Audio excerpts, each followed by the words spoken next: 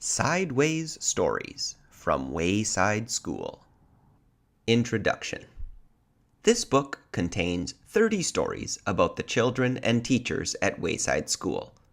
But before we get to them, there is something you ought to know so that you don't get confused. Wayside School was accidentally built sideways. It was supposed to be only one story high, with 30 classrooms all in a row. Instead, it is 30 stories high, with one classroom on each story. The builder said he was very sorry. The children at Wayside like having a sideways school. They have an extra large playground. The children and teachers described in this book all go to class on the top floor. So there are 30 stories from the 30th story of Wayside School. It has been said that these stories are strange and silly. That is probably true. However, when I told stories about you to the children at Wayside, they thought you were strange and silly. That is probably also true. Chapter 1. Mrs. Gorf. Mrs. Gorf had a long tongue and pointed ears. She was the meanest teacher in Wayside School. She taught the class on the 30th story. If you children are bad, she warned, or if you answer a problem wrong, I'll wiggle my ears, stick out my tongue, and turn you into apples. Mrs. Gorf didn't like children, but she loved apples. Joe couldn't add. He couldn't even count. But he knew that if he answered a problem wrong, he would be turned into an apple. So he copied from John. He didn't like to cheat, but Mrs. Gorf had never taught him how to add. One day, Mrs. Gorf caught Joe copying John's paper. She wiggled her ears, first her right one, then her left, stuck out her tongue, and turned Joe into an apple. Then she turned John into an apple for letting Joe cheat. "Hey, that isn't fair," said Todd. "John was only trying to help a friend." Mrs. Gorf wiggled her ears, first her right one, then her left, stuck out her tongue, and turned Todd into an apple. "Does anybody else have an opinion?" she asked. Nobody said a word. Mrs. Gorf laughed and placed the 3 apples on her desk. Stephen started to cry. He couldn't help it. He was scared. "I do not allow crying in the classroom," said Mrs. Gorf. She wiggled her ears, first her right one, then her left, stuck out her tongue, and turned Stephen into an apple. For the rest of the day, the children were absolutely quiet. And when they went home, they were too scared even to talk to their parents. But Joe, John, Todd, and Stephen couldn't go home. Mrs. Gorf just left them on her desk. They were able to talk to each other, but they didn't have much to say. Their parents were very worried. They didn't know where their children were. Nobody seemed to know. The next day, Kathy was late for school. As soon as she walked in, Mrs. Gorf turned her into an apple. Paul sneezed during class. He was turned into an apple. Nancy said, "God bless you," when Paul sneezed. Mrs. Gorf wiggled her ears, first her right one, then her left, stuck out her tongue, and turned Nancy into an apple. Terrence fell out of his chair. He was turned into an apple. Maurecia tried to run away. She was halfway to the door as Mrs. Gorf's right ear began to wiggle. When she reached the door, Mrs. Gorf's left ear wiggled. Maurecia opened the door and had one foot outside when Mrs. Gorf stuck out her tongue. Maurecia became an apple. Mrs. Gorf picked up the apple from the floor and put it on her desk with the others. Then a funny thing happened. Mrs. Gorf turned around and fell over a piece of chalk. The three Erics laughed. They were turned into apples. Mrs. Gorf had a dozen apples on her desk. Joe, John, Todd, Stephen, Kathy, Paul, Nancy, Terrence, Maurecia, and the three Erics. Eric Fry, Eric Bacon, and Eric Ovens. Louis, the yard teacher, walked into the classroom. He had missed the children at recess. He had heard that Mrs. Gorf was a mean teacher, so he came up to investigate. He saw the 12 apples on Mrs. Gorf's desk. I must be wrong, he thought. She must be a good teacher if so many children bring her apples. He walked back down to the playground.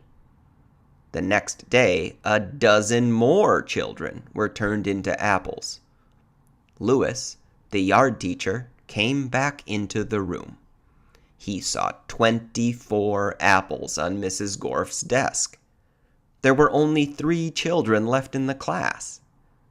She must be the best teacher in the world, he thought.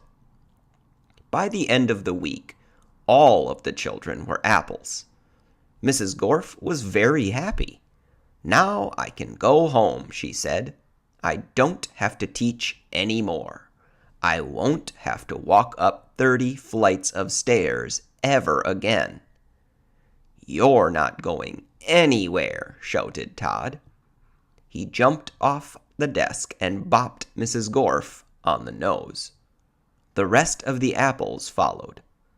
Mrs. Gorf fell on the floor. The apples jumped all over her. Stop, she shouted, or I'll turn you into applesauce. But the apples didn't stop, and Mrs. Gorf could do nothing about it. Turn us back into children, Todd demanded. Mrs. Gorf had no choice. She stuck out her tongue, wiggled her ears, this time her left one first, then her right, and turned the apples back into children. All right, said Maurecia, let's go get Louis. He'll know what to do. No, screamed Mrs. Gorf. I'll turn you back into apples. She wiggled her ears, first her right one, then her left, and stuck out her tongue. But Jenny held up a mirror, and Mrs. Gorf turned herself into an apple. The children didn't know what to do. They didn't have a teacher. Even though Mrs. Gorf was mean, they didn't think it was right to leave her as an apple. But none of them knew how to wiggle their ears. Louis, the yard teacher, walked in. "Where's Mrs. Gorf?" he asked. Nobody said a word. "Boy, am I hungry," said Louis. "I don't think Mrs. Gorf would mind if I ate this apple. After all, she always has so many." He picked up the apple, which was really Mrs. Gorf, shined it up on his shirt, and ate it. Chapter 2. Mrs. Jewls. Mrs. Jewls had a terribly nice face. She stood at the bottom of Wayside School and looked up. She was supposed to teach the class on the 30th story. The children on the 30th story were scared. They had never told anybody what had happened to Mrs. Gorf. They hadn't had a teacher for 3 days. They were afraid of what their new teacher would be like. They had heard she'd be a terribly nice teacher. They had never had a nice teacher. They were terribly afraid of nice teachers. Mrs. Jewls walked up the winding, creaking staircase to the 30th story. She was also afraid. She was afraid of the children. She had heard that they would be horribly cute children. She had never taught cute children. She was horribly afraid of cute children. She opened the door to the classroom. She was terribly nice. The children could tell just by looking at her. Mrs. Jewls looked at the children. They were horribly cute. In fact, they were much too cute to be children. "I don't believe it," said Mrs. Jewls. "It's a room full of monkeys." The children looked at each other. They didn't see any monkeys. "This is ridiculous," said Mrs. Jewls. "Just ridiculous. I walked all the way up 30 flights of stairs for nothing but a class of monkeys. What do they think I am? I'm a teacher, not a zookeeper." The children looked at her. They didn't know what to say. Todd scratched his head. "Oh, I'm sorry," said Mrs. Jewls. "Please don't get me wrong. I have nothing against monkeys. It is just that I was expecting children. I like monkeys. I really do. Why, I'm sure we can play all kinds of monkey games." "What are you talking about?" asked Todd. Mrs. Jewls nearly fell off her chair. "Well, what do you know? A talking monkey. Tomorrow I'll bring you a banana." "My name is Todd," said Todd. The children were flabbergasted. They all raised their hands. "I'm sorry," said Mrs. Jewls, "but I don't have enough bananas for all of you. I didn't expect this. Next week I'll bring in a whole bushel." "I don't want a banana," said Calvin. "I'm not a monkey." "Would you like a peanut?" asked Mrs. Jewls. "I think I might have a bag of peanuts in my purse. Wait a second. Yes, here it is." "Thanks," said Calvin. Calvin liked peanuts. Allison stood up. "I'm not a monkey," she said. "I'm a girl. My name is Allison, and so is everybody else." Mrs. Jewls was shocked. "Do you mean to tell me that every monkey in here is named Allison?" "No," said Jenny. "She means we are all children. My name is Jenny." "No," said Mrs. Jewls. "You're much too cute to be children." Jason raised his hand. "Yes," said Mrs. Jewls, "the chimpanzee in the red shirt." "My name is Jason," said Jason, "and I'm not a chimpanzee." "You're too small to be a gorilla," said Mrs. Jewls. "I'm a boy," said Jason. "You're not a monkey?" asked Mrs. Jewls. "No," said Jason. "And the rest of the class? They're not monkeys either?" asked Mrs. Jewls. "No," said Allison.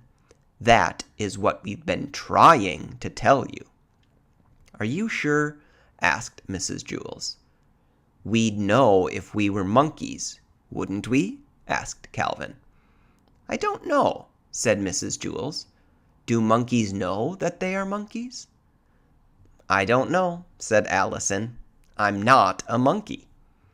"No, I suppose you're not," said Mrs. Jewls. "Okay, in that case, we have a lot of work to do. Reading, writing, subtraction, addition, spelling. Everybody take out a piece of paper. We will have a test now." Jason tapped Todd on the shoulder. He said, "Do you want to know something? I liked it better when she thought we were monkeys." "I know," said Todd. "I guess now it means she won't bring me a banana." "There will be no talking in class," said Mrs. Jewls. She wrote Todd's name on the blackboard under the word discipline. Chapter 3. Joe. Joe had curly hair, but he didn't know how much hair he had. He couldn't count that high. In fact, he couldn't count at all. When all of the other children went to recess, Mrs. Jewls told Joe to wait inside. "Joe," she said, "how much hair do you have?" Joe shrugged his shoulders. "A lot," he answered. "But how much, Joe?" asked Mrs. Jewls. "Enough to cover my head," Joe answered. "Joe, you are going to have to learn how to count," said Mrs. Jewls. "But, Mrs. Jewls, I already know how to count," said Joe. "Let me go to recess." "First count to 10, said Mrs. Jewls. Joe counted to 10. 6, 8, 12, 1, 5, 2, 7, 11, 3, 10. "No, Joe, that is wrong," said Mrs. Jewls. "No, it isn't," said Joe. "I counted until I got to 10. "But you were wrong," said Mrs. Jewls. "I'll prove it to you." She put 5 pencils on his desk. "How many pencils do we have here, Joe?" Joe counted the pencils. 4, 6, 1, 9, 5. "There are 5 pencils, Mrs. Jewls."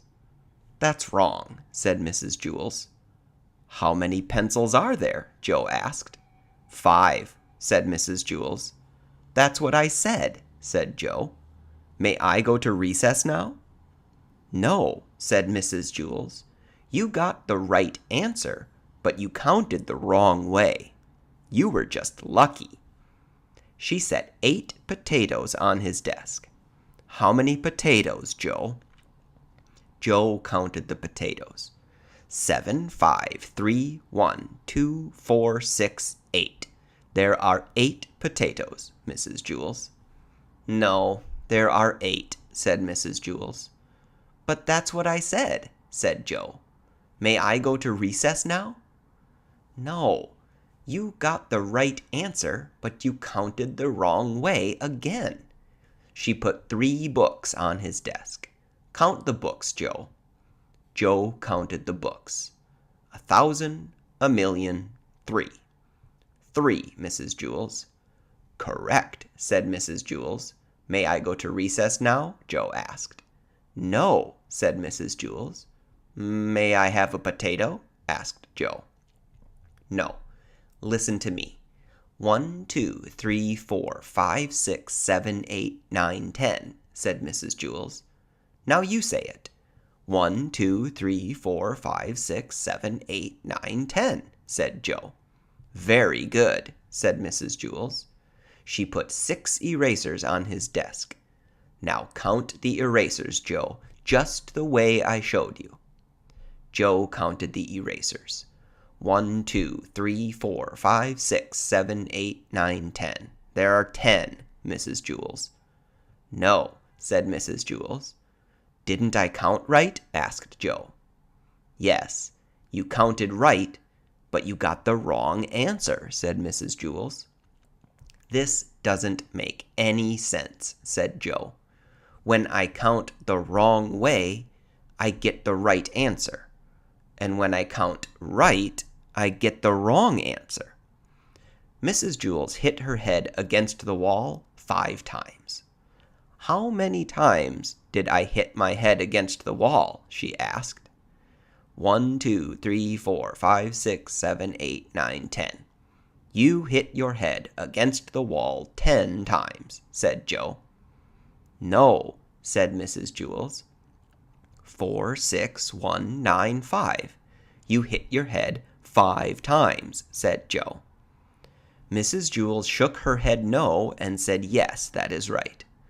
The bell rang, and all the other children came back from recess.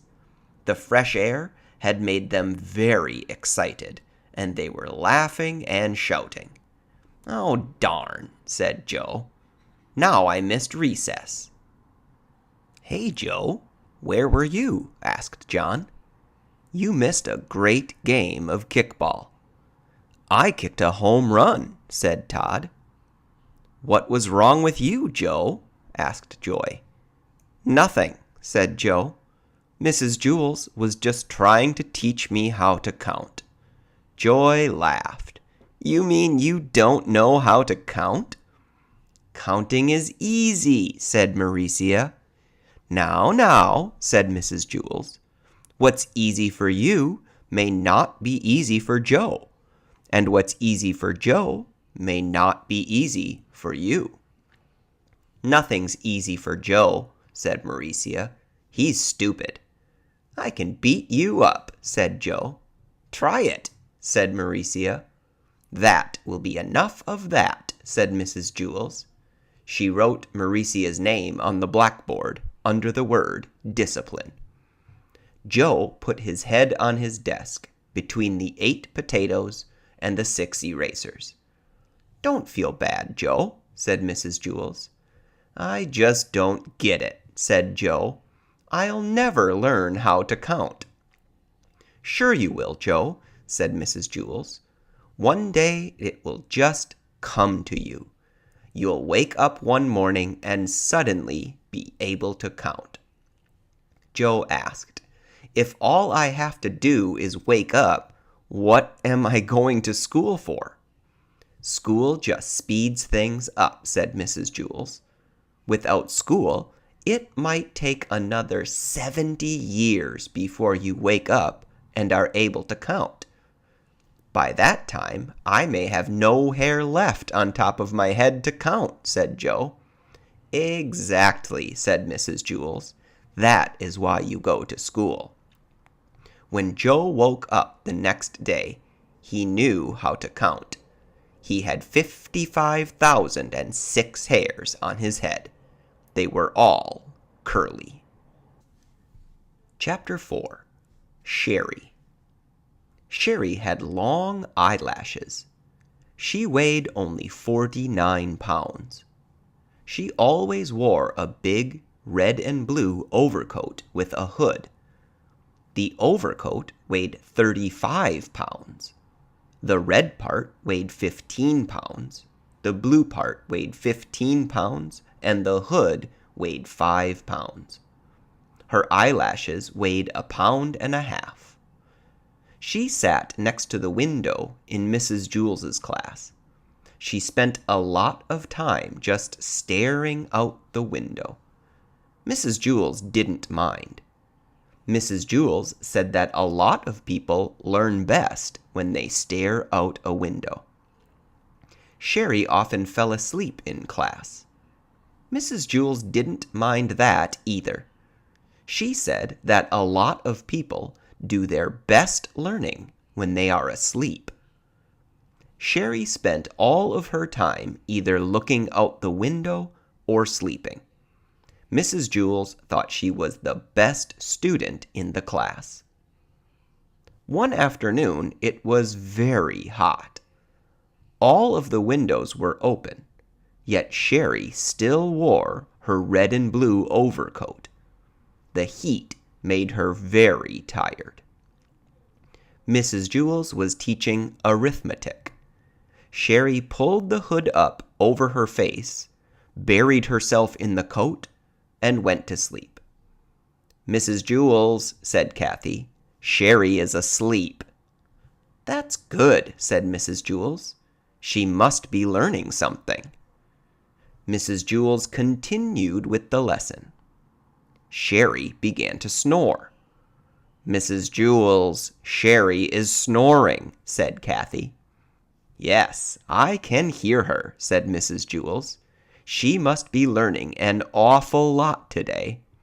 I wish the rest of you could be like her." Sherry began to toss and turn. She flopped over on top of her desk and then rolled over on top of Kathy's desk. Then she rolled back the other way. Kathy screamed. Sherry rolled out the window. She was still sound asleep. As you know, Mrs. Jewls's class was on the 30th story of Wayside School, so Sherry had a long way to go. After she had fallen 10 stories, Sherry woke up. She looked around. She was confused. She wasn't in Mrs. Jewls' class, and she wasn't at home in bed. She couldn't figure out where she was. She yawned, pulled the hood back over her eyes, and went back to sleep. By that time, she had fallen another 10 stories. Wayside School had an exceptionally large playground. Louis, the yard teacher, was way over on the other side of it when he happened to see Sherry fall out the window. He ducked under the volleyball net, hurtled past the kickball field, hopped over the hopscotch court, climbed through the monkey bars, sped across the grass, and caught Sherry just before she hit the ground. The people in Mrs. Jewls' class cheered. Sherry woke up in Louis's arms. "Darn it, Louis," she said. "What did you go and wake me up for?" "I'm sorry, Sherry," said Louis. I'm sorry, Sherry repeated. "Is that all you can say? I was having a wonderful dream until you woke me up. You're always bothering me, Louis. I can't stand it." She laughed and hugged him around the neck. Louis carried her back up 30 flights of stairs to Mrs. Jewls' room. That evening, when Sherry went to bed, she was unable to fall asleep. She just wasn't tired. Chapter 5. Todd. All of the children in Mrs. Jewls' class, except Todd, were talking and carrying on. Todd was thinking. Todd always thought before he spoke. When he got an idea, his eyes lit up. Todd finished thinking and began to speak. But before he said 2 words, Mrs. Jewls called him. "Todd," she said, "you know better than to talk in class. You must learn to work quietly, like the other children." She wrote his name on the blackboard under the word discipline. Todd looked around in amazement. All of the other children, who had been talking and screaming and fighting only seconds earlier, were quietly working in their workbooks. Todd scratched his head. A child was given 3 chances in Mrs. Jewls' class. The first time he did something wrong, Mrs. Jewls wrote his name on the blackboard under the word discipline. The second time he did something wrong, she put a check next to his name. And the third time he did something wrong, she circled his name. Todd reached into his desk and pulled out his workbook. He had only just started on it when he felt someone tap him on the shoulder. It was Joy. "What page are you on?" Joy asked. "Page 4, Todd whispered. "I'm on page 11, said Joy. Todd didn't say anything. He didn't want to get into trouble. He just went back to work. 5 minutes later, Joy tapped him again. Todd ignored her. So Joy poked him in the back with her pencil. Todd pretended he didn't notice. Joy got up from her seat and sharpened her pencil. She came back and poked it in Todd's back. "What page are you on?" she asked. "Page 5, Todd answered. "Boy, are you dumb," said Joy. "I'm on page 29. "It isn't a race," Todd whispered. 5 minutes later, Joy pulled Todd's hair and didn't let go until he turned around. "What page are you on?" she demanded. "Page 6, Todd answered, as quietly as he could. "I'm on page 200, Joy shouted. Todd was very angry. "Will you please let me do my work and stop bothering me?" Mrs. Jewls heard him. "Todd, what did I say about talking in class?" Todd scratched his head. Mrs. Jewls put a check next to Todd's name on the blackboard under the word discipline. Todd really tried to be good. He knew that if he talked one more time, Mrs. Jewls would circle his name. Then he'd have to go home early at 12 o'clock on the kindergarten bus, just as he had the day before and the day before that. In fact, there hadn't been a day since Mrs. Jewls took over the class that she didn't send Todd home early. She said she did it for his own good. The other children went home at 2 o'clock. Todd wasn't really bad, he just always got caught. He really wanted to stay past 12 o'clock. He wanted to find out what the class did from 12 to 2. But it didn't look as though this was going to be his day. It was only 10:30, and he already had 2 strikes against him. He sealed his lips and went back to work. There was a knock on the door. Mrs. Jewls opened it. 2 men stepped in wearing masks and holding guns. "Give us all your money," they demanded. "All I have is a nickel," said Mrs. Jewls.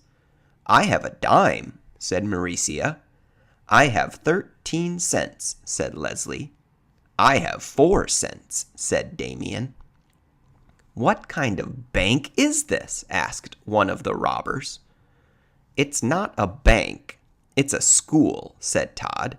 "Can't you read?" "No," said the robbers. "Neither can I," said Todd. "Do you mean we walked all the way up 30 flights of stairs for nothing?" asked the robber. "Don't you have anything valuable?" Todd's eyes lit up. "We sure do," he said. "We have knowledge." He grabbed Joy's workbook and gave it to the robbers. "Knowledge is much more valuable than money." "Thanks, kid," said one of the robbers.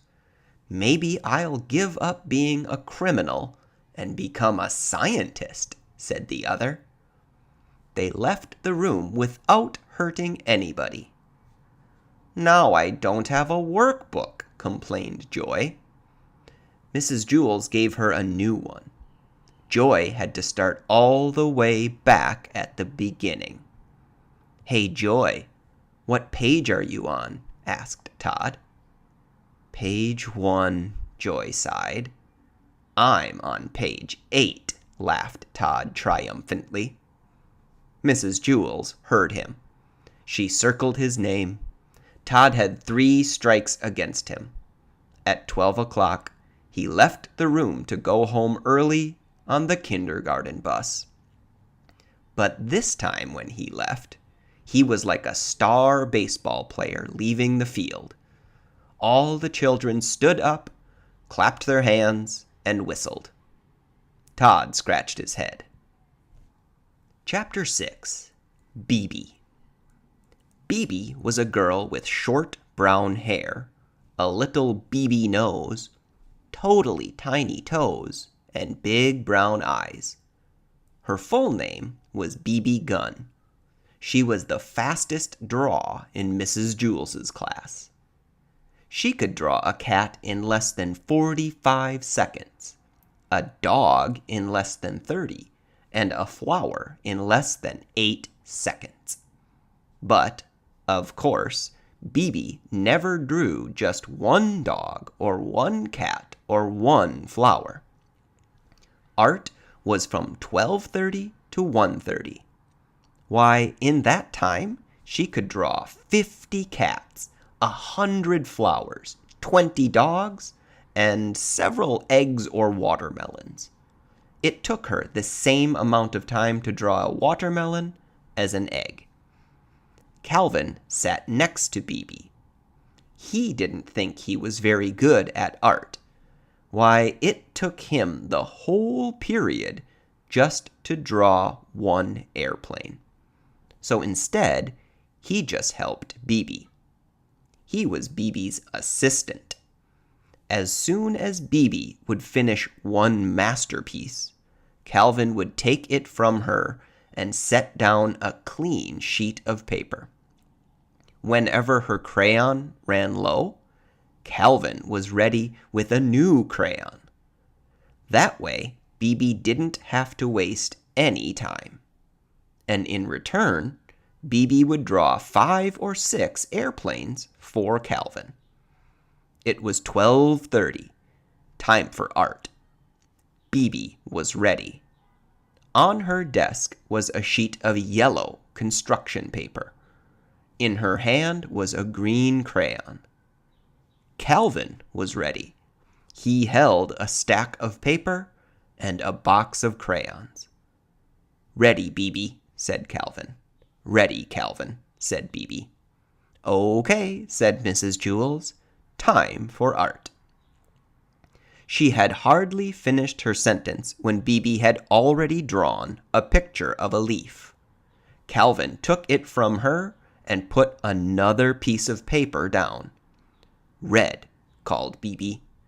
Calvin handed Bebe a red crayon. "Blue," called Bebe. He gave her a blue crayon. They were quite a pair. Their teamwork was remarkable. Bebe drew pictures as fast as Calvin could pick up the old paper and set down the new. A fish, an apple, 3 cherries, bing, bing, bing. At 1:30, Mrs. Jewls announced, "Okay, class, art is over." Bebe dropped her crayon and fell over on her desk. Calvin sighed and leaned back in his chair. He could hardly move. They had broken their old record. Bebe had drawn 378 pictures. They lay in a pile on Calvin's desk. Mrs. Jewls walked by. "Calvin, did you draw all these pictures?" Calvin laughed. "No, I can't draw. Bebe drew them all." "Well, then, what did you draw?" asked Mrs. Jewls. "I didn't draw anything," said Calvin. "Why not? Don't you like art?" asked Mrs. Jewls. "I love art," said Calvin. "That's why I didn't draw anything." Mrs. Jewls did not understand. "It would have taken me the whole period just to draw one picture," said Calvin. "And Bebe would only have been able to draw 100 pictures. But with the two of us working together, she was able to draw 378 pictures. That's a lot more art." Bebe and Calvin shook hands. "No," said Mrs. Jewls, "that isn't how you measure art. It isn't how many pictures you have, but how good the pictures are. Why, a person could spend his whole life just drawing one picture of a cat. In that time, I'm sure Bebe could draw 1,000,000 cats." 2,000,000, said Bebe. Mrs. Jewls continued, "But if that one picture is better than each of Bebe's 2,000,000, then that person has produced more art than Bebe." Bebe looked as if she was going to cry. She picked up all the pictures from Calvin's desk and threw them in the garbage. Then she ran from the room. "I thought her pictures were good," said Calvin. He reached into the garbage pail and took out a crumpled up picture of an airplane. Bebe walked outside into the playground. Louis, the yard teacher, spotted her. "Where are you going?" he asked. "I'm going home to draw a picture of a cat," said Bebe. "Will you bring it to school and show it to me tomorrow?" Louis asked. "Tomorrow?" laughed Bebe. "By tomorrow, I doubt if I'll even be finished with one whisker." Chapter 7. Calvin. Calvin had a big, round face. "Calvin," said Mrs. Jewls, "I want you to take this note to Miss Zarves for me." "Miss Zarves?" asked Calvin. "Yes, Miss Zarves," said Mrs. Jewls. "You know where she is, don't you?" "Yes," said Calvin. "She's on the 19th story." "That's right, Calvin," said Mrs. Jewls. "Take it to her." Calvin didn't move. "Well, what are you waiting for?" asked Mrs. Jewls. "She's on the 19th story," said Calvin. "Yes, we have already established that fact," said Mrs. Jewls. "The 19th story," Calvin repeated. "Yes, Calvin, the 19th story," said Mrs. Jewls. "Now take it to her before I lose my patience." "But, Mrs. Jewls," said Calvin. "Now, Calvin," said Mrs. Jewls, "unless you would rather go home on the kindergarten bus." "Yes, ma'am," said Calvin. Slowly, he walked out the door. "Ha, ha, ha," laughed Terrence. "Take it to the 19th story." "Give it to Miss Zarves," hooted Myron. "Have fun on the 19th story," called Jason. Calvin stood outside the door to the classroom. He didn't know where to go. As you know, when the builder built Wayside School, he accidentally built it sideways. But he also forgot to build the 19th story. He built the 18th and the 20th, but no 19th. He said he was very sorry. There was also no Miss Zarves. Miss Zarves taught the class on the 19th story. Since there was no 19th story, there was no Miss Zarves. And besides that, as if Calvin didn't have enough problems, there was no note. Mrs. Jewls had never given Calvin the note. "Boy, this is just great," thought Calvin. "Just great. I'm supposed to take a note that I don't have to a teacher who doesn't exist and who teaches on a story that was never built." He didn't know what to do. He walked down to the 18th story, then back up to the 20th, then back down to the 18th, and back up again to the 20th. There was no 19th story. There never was a 19th story, and there never will be a 19th story. Calvin walked down to the administration office. He decided to put the note in Miss Zarves's mailbox. But there wasn't one of those either. That didn't bother Calvin too much, however, since he didn't have a note.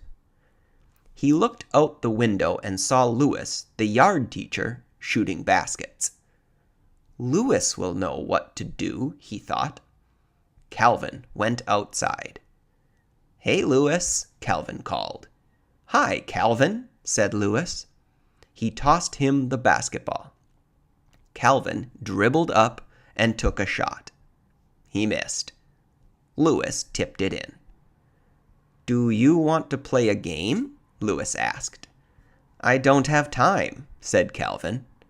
"I have to deliver a note to Miss Zarves up on the 19th story."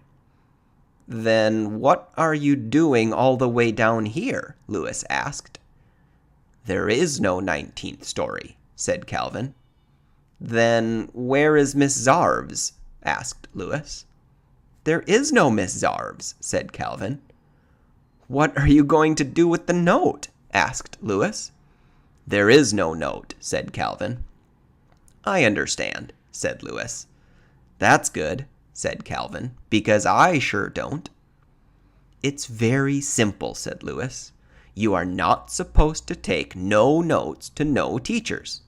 You already haven't done it." Calvin still didn't understand. "I'll just have to tell Mrs. Jewls that I couldn't deliver the note," he said. "That's good," said Louis. "The truth is always best. Besides, I don't think I understand what I said either."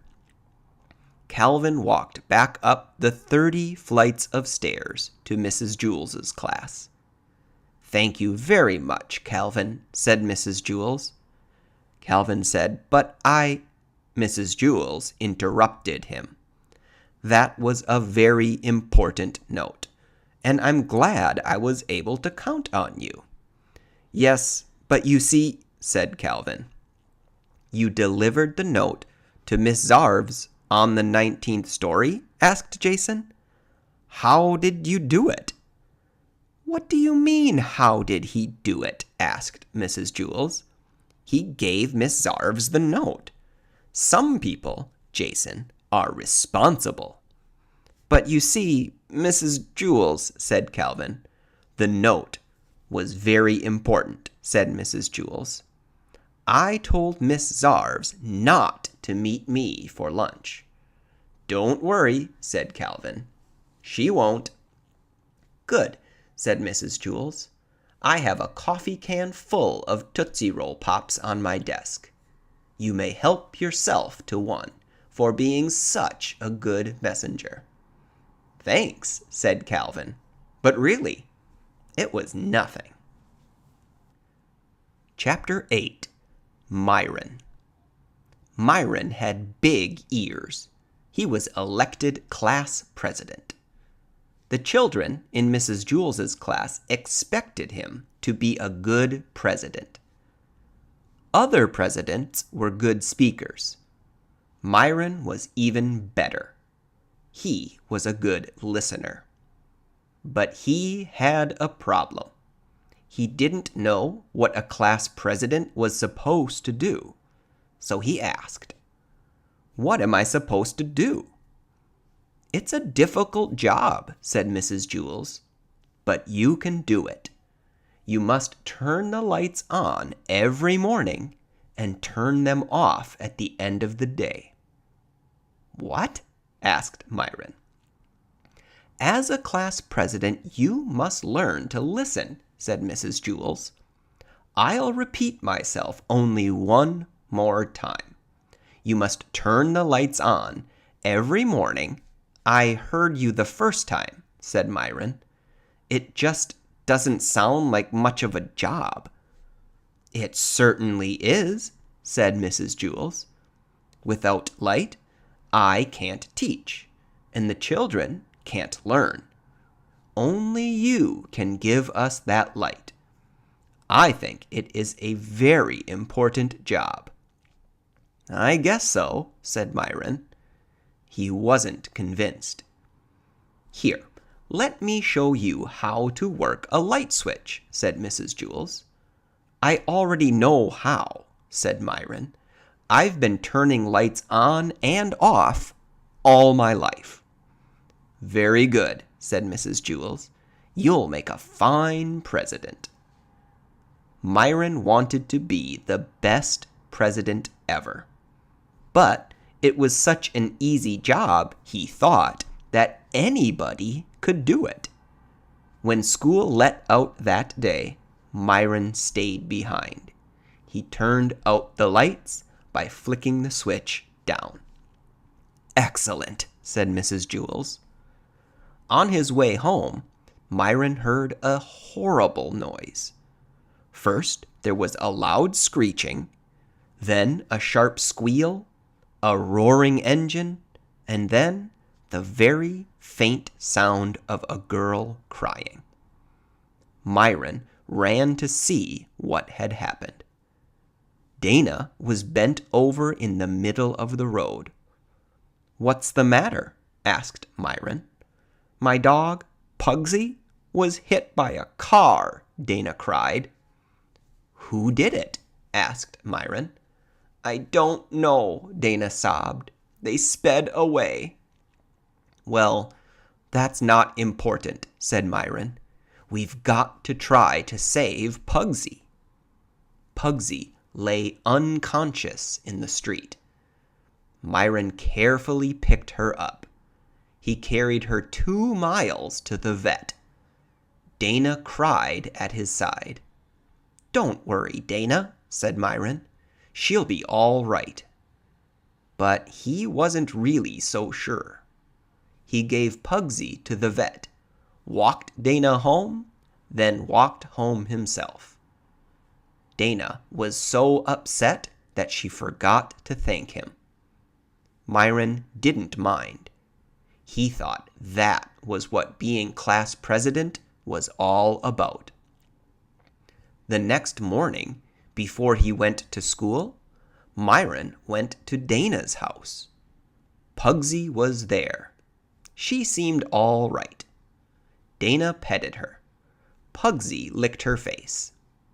"See, Myron, she's all right," said Dana. "The vet said that you brought her in just in time." "Hi, Pugsy," said Myron. He petted her. Pugsy bit his hand. "I guess she doesn't know you," said Dana. "She was unconscious yesterday when you saved her life." Dana's mother put some medicine and a Band-Aid on Myron's hand. Then she drove the children to school. They were late. They ran up the stairs to Mrs. Jewls' class. The room was completely dark. "It's about time you got here, Myron," said Mrs. Jewls. "We have no lights." "Why didn't somebody else just turn them on?" asked Myron. "Because you're class president," said Mrs. Jewls. "Show Stephen how to work the lights. From now on, he will be class president." Myron showed Stephen how to turn on the lights. He flicked the switch up. At the end of the day, Myron showed Stephen how to turn the lights off.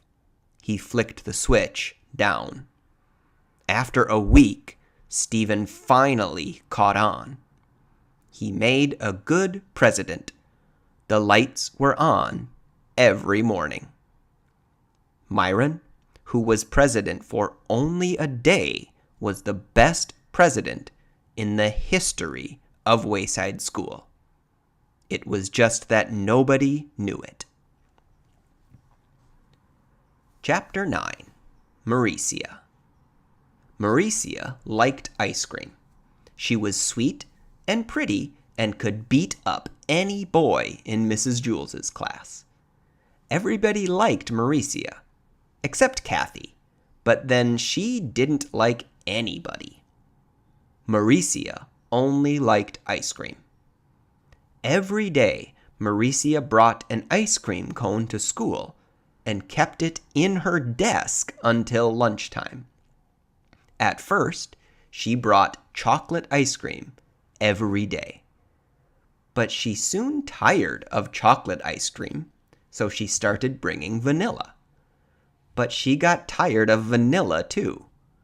Then she got tired of strawberry, fudge ripple, butter pecan, pistachio, and burgundy cherry in that order. And then a terrible thing happened. Maurecia got tired of ice cream. By that time, her desk was a mess, and everything in it was sticky. Everybody liked Maurecia, but Maurecia didn't like anything. Mrs. Jewls hated to see Maurecia unhappy. "I don't understand it, Mrs. Jewls," cried Maurecia. "There just aren't any good flavors anymore." So Mrs. Jewls worked all night. The next day, she brought in a new flavor of ice cream for Maurecia. It was Maurecia-flavored ice cream. "Everybody will like it," thought Mrs. Jewls, "because everybody likes Maurecia." "Here you are, Maurecia," said Mrs. Jewls. "Maurecia-flavored ice cream." Everybody gathered around as Maurecia tasted it. They hoped she'd like it. Maurecia took a lick. "Well," said Mrs. Jewls. Maurecia took another lick. "Well?" asked the class. "This ice cream has no taste," said Maurecia. "It doesn't taste bad, but it doesn't taste good. It doesn't taste like anything at all." Mrs. Jewls was heartbroken. "Here, let me try it," said Todd. He tasted it. "You're crazy, Maurecia," he said. "This is the best tasting ice cream I've ever eaten. Try some, Dee.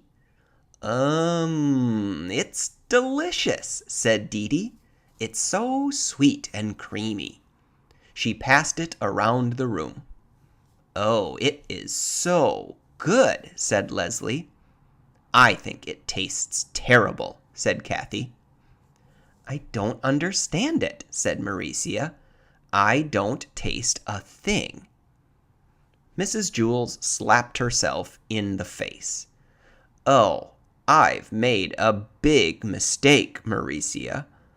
Of course you can't taste anything. It's Maurecia-flavored ice cream. It's the same taste you always taste when you're not tasting anything at all." So the next day, Mrs. Jewls brought in Joe-flavored ice cream. Maurecia liked it. So did everybody else. Joe thought it had no taste. Everybody liked Maurecia. Maurecia only liked Joe. The following day, Mrs. Jewls brought in Ron-flavored ice cream. Ron thought it had no taste, but everybody else loved it.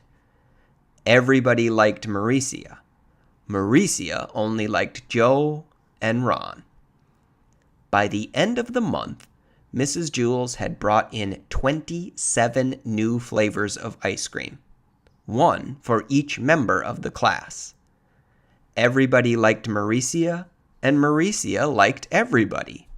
They all tasted so good. All except Kathy, that is. Kathy-flavored ice cream tasted a little bit like old bologna. Everyone still agreed that Maurecia-flavored ice cream was the best, except Maurecia. She liked Todd ice cream the best. This turned out to be a problem. Every once in a while, Maurecia would try to take a bite out of Todd's arm in order to get that very special flavor. Chapter 10.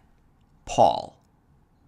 Paul had the best seat in Mrs. Jewls' class. He sat in the back of the room.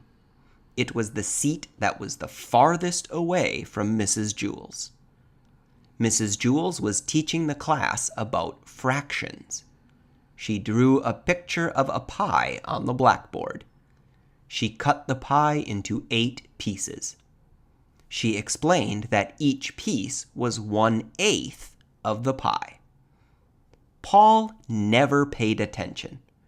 He didn't see the picture of the pie. He didn't see anything. Well, he did see one thing. Actually, he saw 2 things. He saw Leslie's 2 pigtails. Leslie sat in front of Paul. She had 2 long brown pigtails that reached all the way down to her waist. Paul saw those pigtails, and a terrible urge came over him. He wanted to pull a pigtail. He wanted to wrap his fist around it, feel the hair between his fingers, and just yank. He thought it would also be fun to tie the pigtails together, or, better yet, tie them to her chair. But most of all, he just wanted to pull one. Slowly, he reached for the one on the right. Slowly, he reached for the one on the right. "No, what am I doing?" he thought. "I'll only get into trouble." Paul had it made.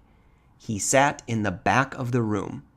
He paid no attention to anyone, and nobody paid any attention to him.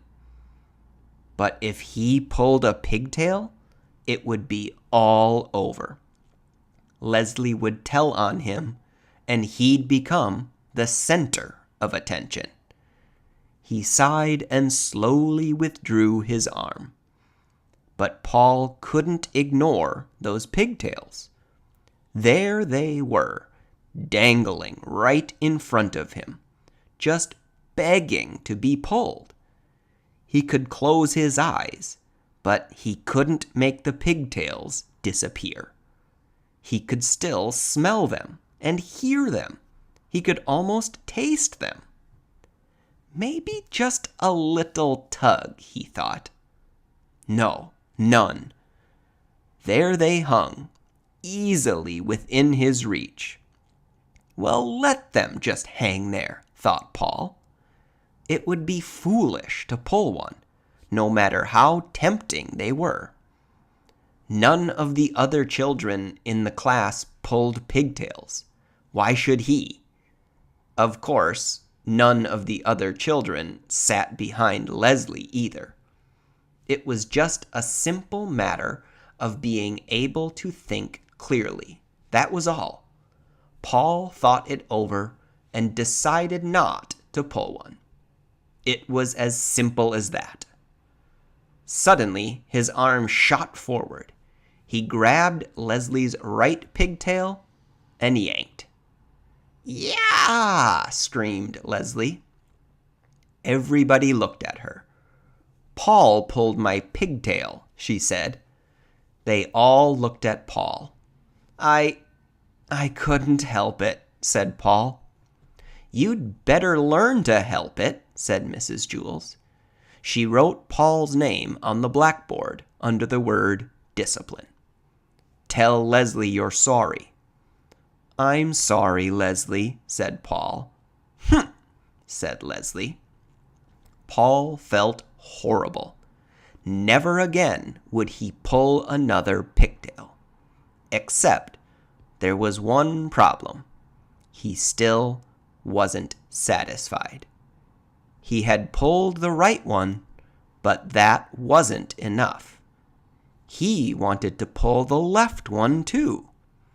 It was as if he heard a little voice coming from the pigtail, saying, "Pull me, Paul, pull me." "I can't," Paul answered. "My name's already on the blackboard under the word discipline." "Big deal," said the pigtail. "Pull me." "No way," said Paul. "Never again." "Aw, come on, Paul. Just a little tug," urged the pigtail. "What harm could it do?" "Lots of harm," said Paul. "Leslie will scream, and I'll get in trouble again." "Boy, that's not fair," whined the pigtail. "You pulled the right one. Now it's my turn." "I know, but I can't," said Paul. "Sure you can," said the pigtail. "Just grab me and yank." "No," said Paul. "It's not right."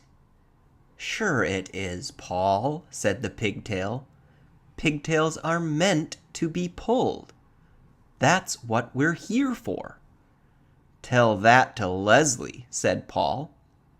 "Leslie won't mind," said the pigtail. "I promise."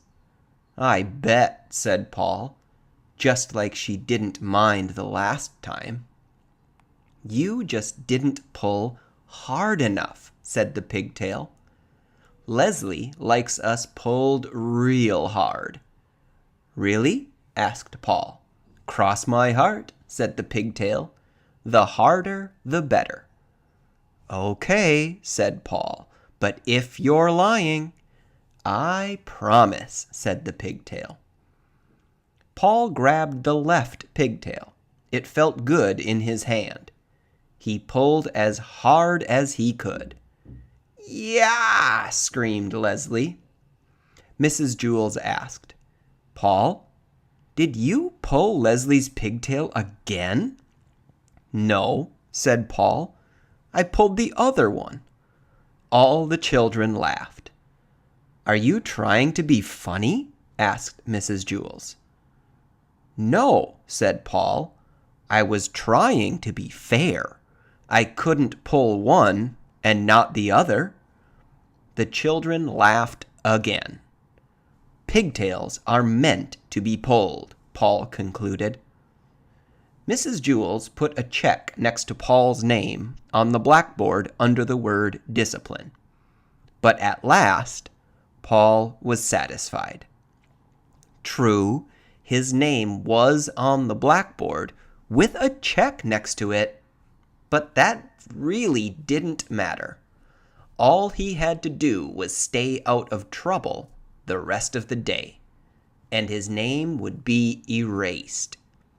It's easy to stay out of trouble when you have the best seat in the class. In fact, Paul could do this every day. He could pull Leslie's pigtails twice and then stay out of trouble the rest of the day. There was nothing Leslie could do about it. Suddenly, out of nowhere, Leslie screamed, "Yeah!" Mrs. Jewls circled Paul's name and sent him home early on the kindergarten bus. Nobody would believe that he hadn't pulled Leslie's pigtail again. Chapter 11. Dana. Dana had 4 beautiful eyes. She wore glasses, but her eyes were so beautiful that the glasses only made her prettier. With 2 eyes, she was pretty. With 4 eyes, she was beautiful. With 6 eyes, she would have been even more beautiful. And if she had 100 eyes, all over her face and her arms and her feet, why, she would have been the most beautiful creature in the world. But poor Dana wasn't covered from head to foot with beautiful eyes. She was covered with mosquito bites. Mrs. Jewls picked up her yardstick and said, "Now it's time for arithmetic." "Oh no, Mrs. Jewls," said Dana. "I can't do arithmetic. I itch all over. I can't concentrate." "But we have all kinds of arithmetic," said Mrs. Jewls. "Addition without carrying, addition with carrying, and carrying without addition." "I don't care," cried Dana. "We have that too," said Mrs. Jewls. "Addition without caring. Now stop carrying on."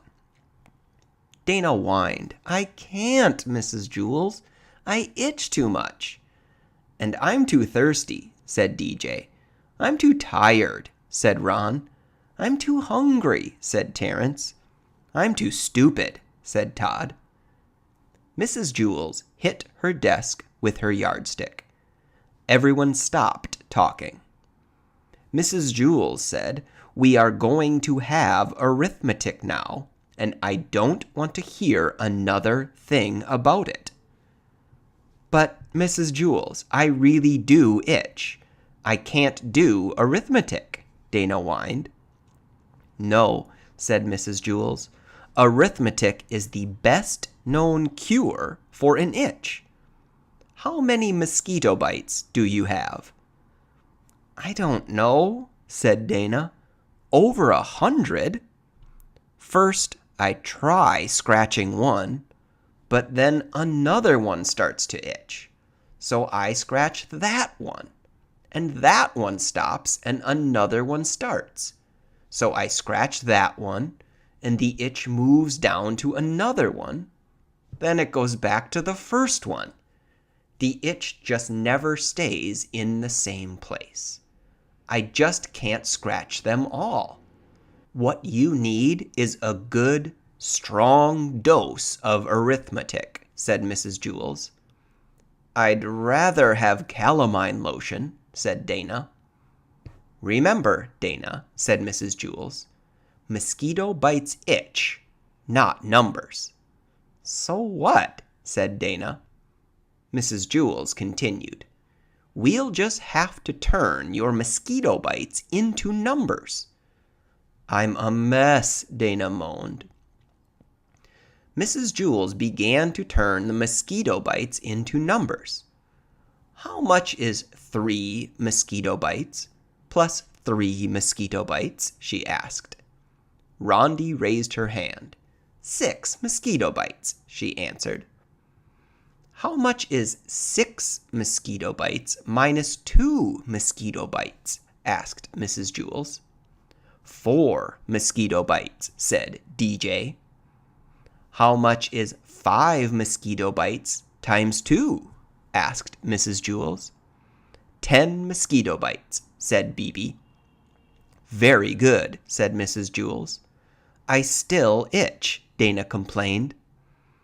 I've got one more question, said Mrs. Jewls. How much is 49 mosquito bites plus 75 mosquito bites? Nobody raised a hand. Think, class, said Mrs. Jewls. This is for Dana. Nobody knew the answer. Dana's itch began to get worse and worse. At last, Dana began counting her own mosquito bites. She counted 75 on one side and 49 on the other. Then she added them together for a total of 124 mosquito bites.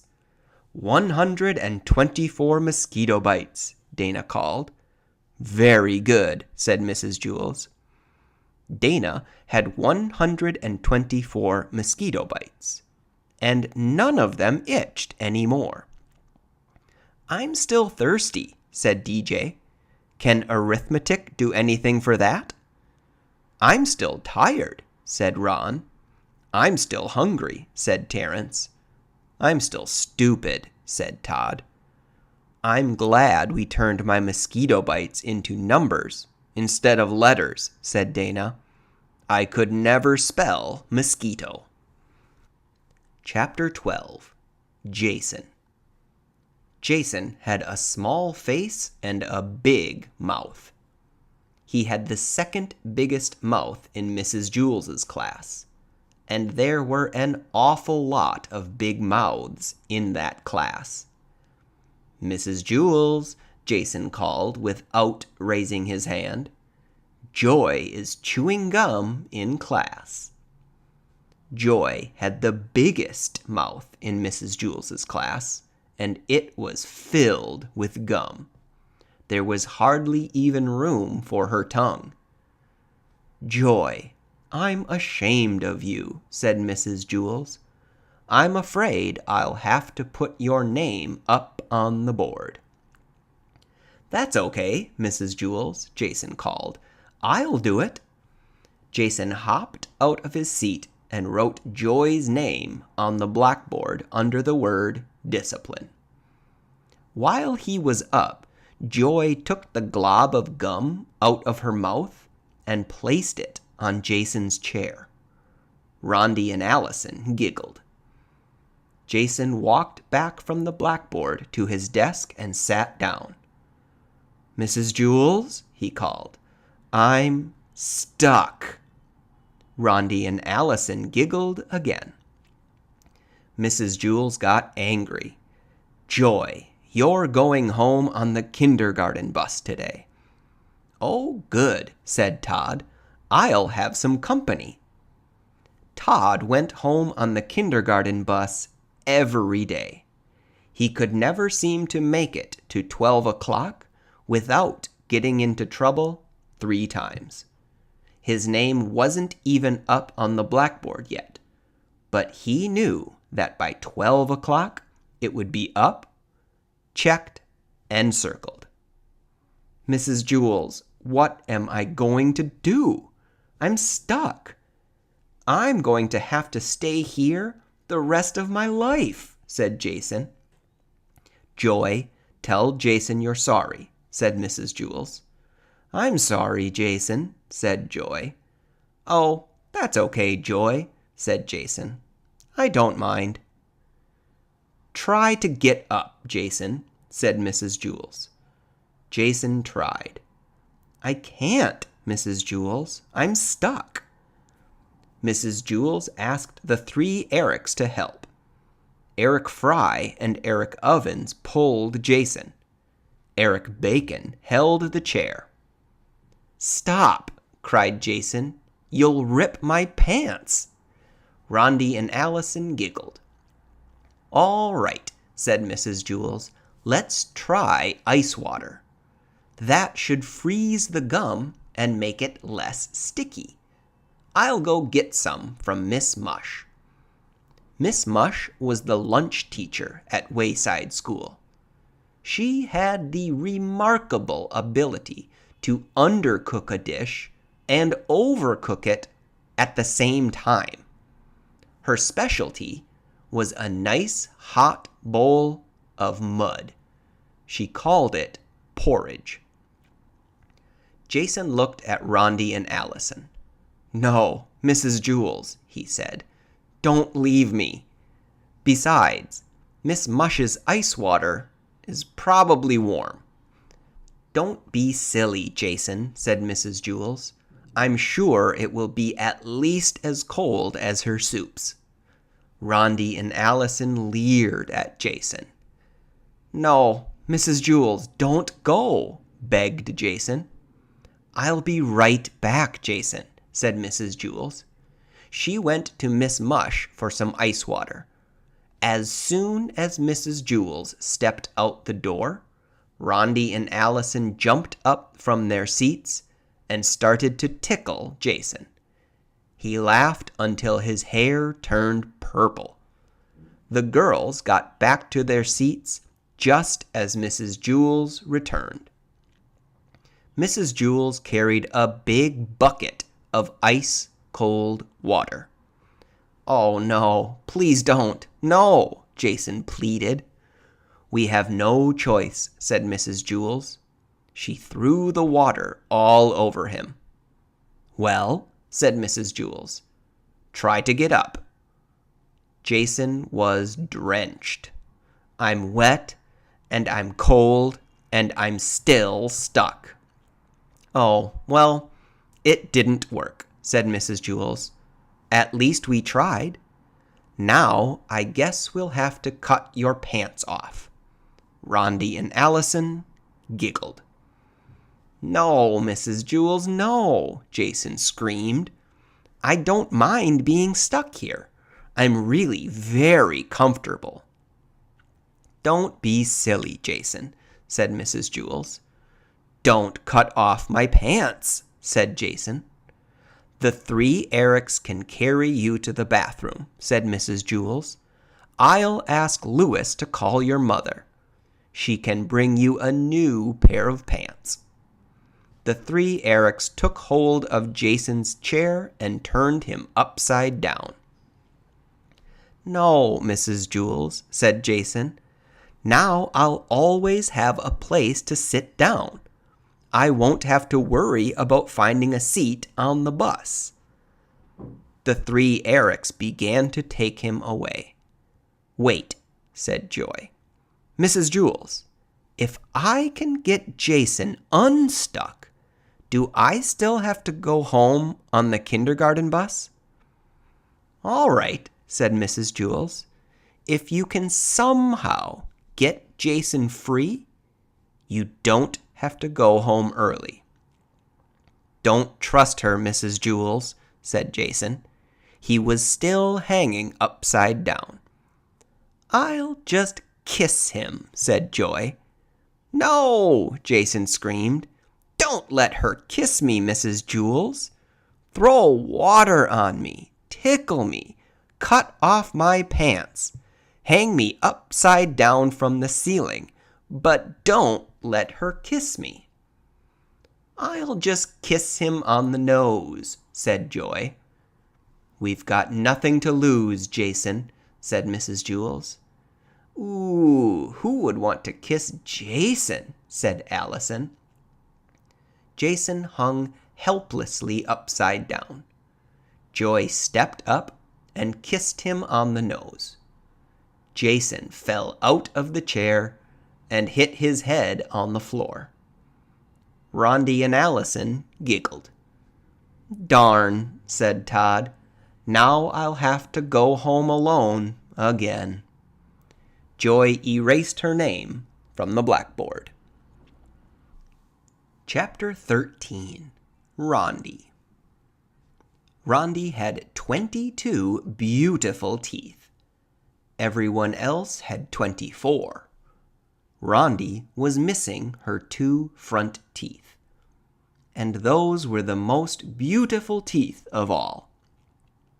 Your front teeth are so cute, said Mrs. Jewls. They make you look just adorable. But, Mrs. Jewls, said Rondi, I don't have any front teeth. I know, said Mrs. Jewls. That's what makes them so cute. Rondi didn't understand. Oh, Rondi, I just love your 2 front teeth, said Maurecia. I wish I had some like that. But I don't have them, said Rondi. That's why I love them so much, said Maurecia. Oh, this is silly, said Rondi. Everybody thinks the teeth I don't have are cute. I'm not wearing a coat. Don't you all just love my coat? And what about my 3rd arm? I don't have one. Isn't it lovely? Love your hat, Rondi, said Joy. I'm not wearing a hat, Rondi screamed. That's what makes it so interesting, said Joy. Don't you think so, Leslie? Oh, yes, said Leslie. It's a very nice hat. Nice boots, too. I'm not wearing boots, Rondi insisted. Yes, said Joy. Very nice boots. They go so well with your hat. What hat? Asked Rondi. Yes, Leslie agreed. Rondi showed excellent taste by not wearing the hat or the boots. They go so well together. Rondi had had enough. She covered her head so nobody could see her hat. She put her feet under her desk so nobody could see her boots. Then she closed her mouth tightly so nobody could see her 2 front teeth. Suddenly, everybody who was sitting near her began to laugh. What's so funny? Asked Todd. The joke Rondi didn't tell, said Jason. Ask Rondi not to tell it again, Todd, said Calvin. Rondi, said Todd, don't tell it again. Rondi was horrified. She didn't know what to do. She kept her mouth shut and just stared at Todd. To her amazement, Todd laughed. Hey, everybody, called Todd. Listen to Rondi's joke. Rondi didn't say a word, but the rest of the class began to laugh. Mrs. Jewls got very angry. She wrote Rondi's name on the blackboard under the word discipline. The classroom is not the place for jokes, she said. But Mrs. Jewls, said Rondi, I didn't tell a joke. Yes, I know, said Mrs. Jewls. But the funniest jokes are the ones that remain untold. Okay, said Rondi. If that's what you want, then that's what you'll get. I'll really tell a joke. That way I won't disturb the class. And tomorrow I'll wear boots and a hat. Of course, you won't like them as much as the ones I didn't wear today, but I'd better hurry up and tell my joke before you all start to laugh. There was a monkey sitting in a banana tree. He was very hungry. He knew that somewhere in the tree there was a magic banana, and that once he ate that banana, he wouldn't be hungry anymore. He ate one banana. That wasn't it. He was still hungry. He ate another banana. That one wasn't it either. He was still hungry. Finally, after he ate his 10th banana, he wasn't hungry anymore. I knew I'd find it, he said. It's too bad I didn't eat that one first. I wouldn't have had to waste all those other bananas. Nobody laughed. Nobody had even listened to Rondi. Mrs. Jewls was busy teaching arithmetic, and everybody else was paying strict attention. Rondi slapped herself in the face to make sure she was really there. She was. The bell rang for recess. Rondi ran outside. She was very upset. Louis, the yard teacher, saw her. "Why the frown, Rondi?" he asked. "Come on, smile. Let me see your cute front teeth." Rondi screamed. She socked Louis in the stomach, then bit his arm with her missing teeth. And that kind of bite hurts the worst. Chapter 14. Sammy. It was a horrible, stinky, rainy day. Some rainy days are fun and exciting, but not this one. This one stunk. All the children were wet and wore smelly raincoats. The whole room smelled awful. "Oh, it stinks in here," said Maurecia. Everybody laughed, but she was right. There was one good thing, however.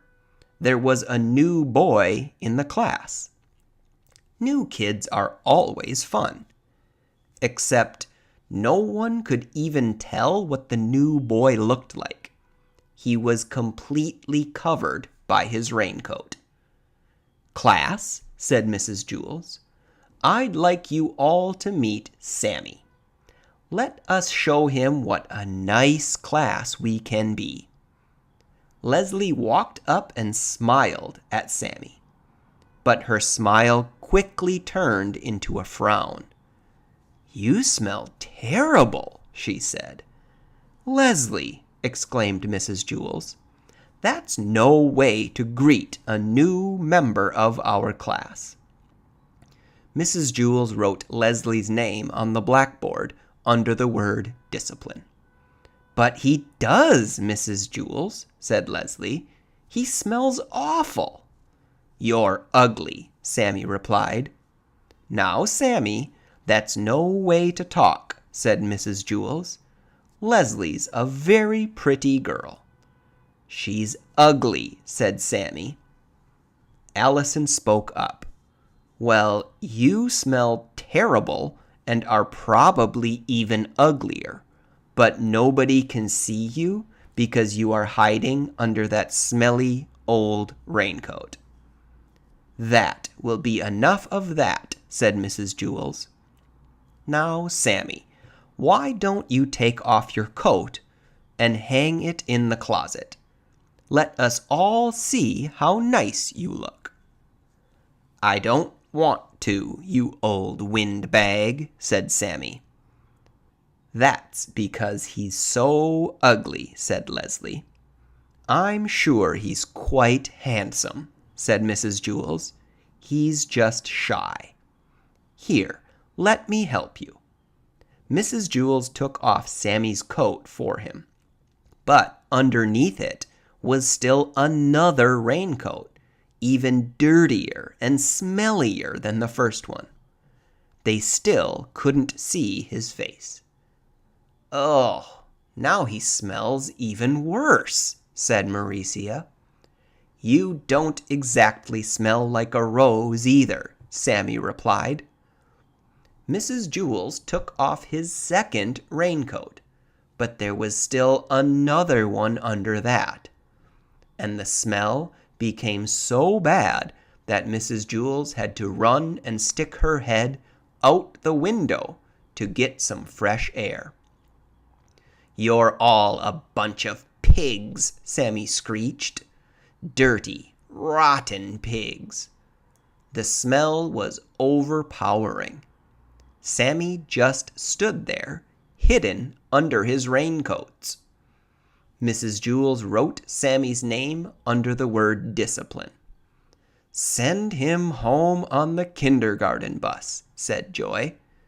"Not with me," said Todd. Mrs. Jewls held her nose, walked up to Sammy, and removed his raincoat. She threw it out the window, but he had on still another one. Sammy hissed, "Hey, old windbag, watch where you throw my good clothes."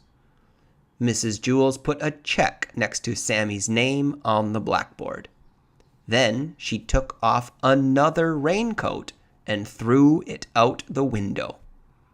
The smell got worse, for he had on still another one. Sammy began to laugh. His horrible laugh was even worse than his horrible voice. When Sammy first came into the room, he was 4 feet tall. But after Mrs. Jewls removed 6 of his raincoats, he was only 3 feet tall. And there were still more raincoats to go. Mrs. Jewls circled his name and removed another coat. She threw it out the window. Then she put a triangle around the circle and threw another one of his coats outside. She kept doing this until Sammy was only 1.5 feet high. With every coat she took off, Sammy's laugh got louder and the smell got worse. Some of the children held their ears. Others could hold only one ear because they were holding their nose with the other hand. It was hard to say which was worse, the laugh or the smell. Sammy stopped laughing and said, "Hey, old windbag, if you take off one more of my coats and throw it out the window, I'll bite your head off." "They smell too bad for me to allow them in my classroom," said Mrs. Jewls. "You can pick them up when you leave." "They smell better than you do, pighead," Sammy shouted. Mrs. Jewls didn't stop. She took off another one of his coats, then another and another. Sammy was only 4 inches tall, 3 inches tall, 2 inches tall. At last she removed the final coat. All that was there was a dead rat. "Well, I don't allow dead rats in my classroom," said Mrs. Jewls. She picked it up by the tail and put it in a plastic bag and threw it away. Mrs. Jewls didn't allow dead rats in her class. Todd once brought in a dead rat for show and tell, and Mrs. Jewls made him throw that one away too. "I'm glad Sammy isn't allowed in our classroom," said Rondi. "I didn't like him very much." "Yes," said Mrs. Jewls, "we caught another one." Dead rats were always trying to sneak into Mrs. Jewls's class. That was the 3rd one she'd caught since September. Chapter 15, Dee. This story contains a problem and a solution. Dee was a mousy-looking kid. Unlike most children at Wayside School, she liked recess better than spelling. As soon as the recess bell rang, she would jump up from her seat and run out the door. There were big signs in Wayside School on every floor. No jumping down the stairs. Dee never seemed to notice the signs. She jumped down the stairs. Some children took the stairs 2 at a time. Dee took them 10 at a time. That was on the way down. It was funny. She never seemed to be in quite the same hurry on the way back up. There was another sign at Wayside School. No cutting across the grass. Dee must not ever have seen that one either. She cut across the grass and ran up to Louis, the yard teacher. "I want a green ball," Dee said. The green balls were the best. "I'm all out of green balls," said Louis. "Okay, then I want a red ball," said Dee. The red balls were just about as good as the green balls. They didn't bounce as high, but actually, sometimes you don't want a ball to bounce too high.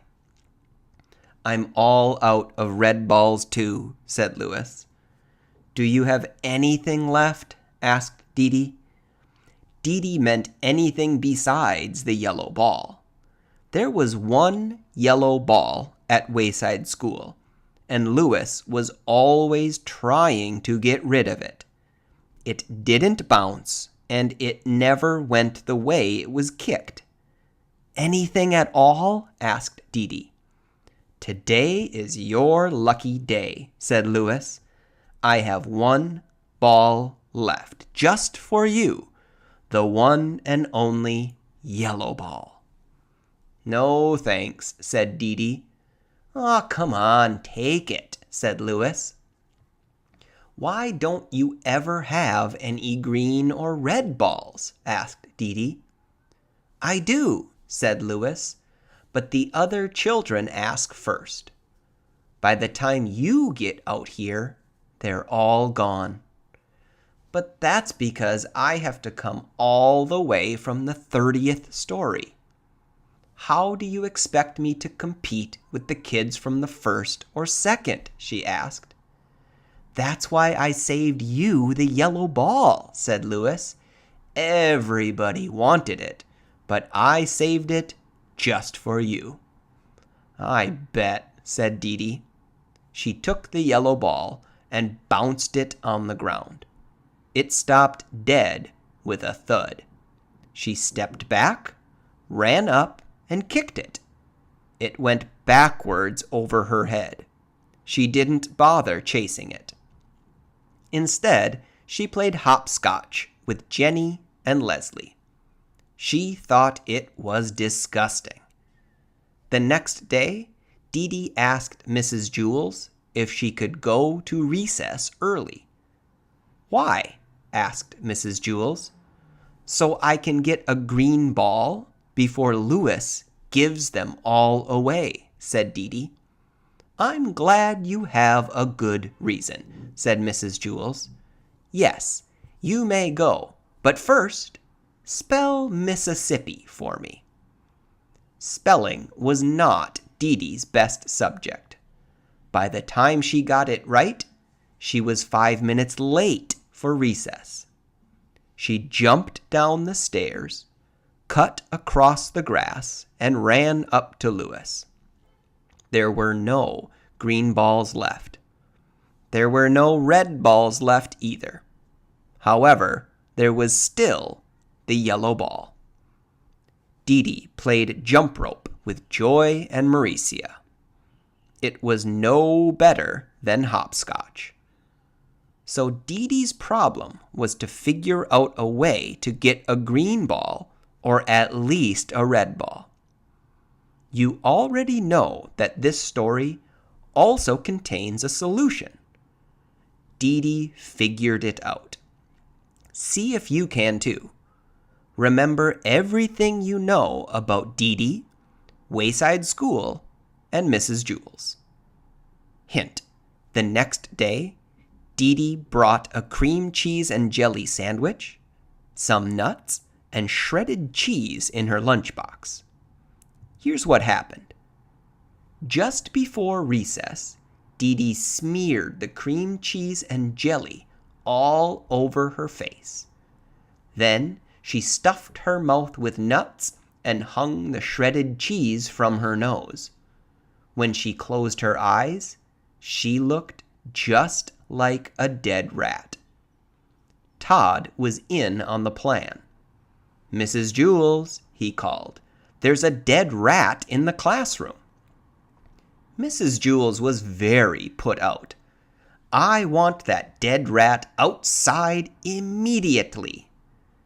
When Mrs. Jewls said immediately, she meant it. Dee Dee instantly found herself outside on the playground. "I want a green ball," she said. Louis pretended that he hadn't heard her.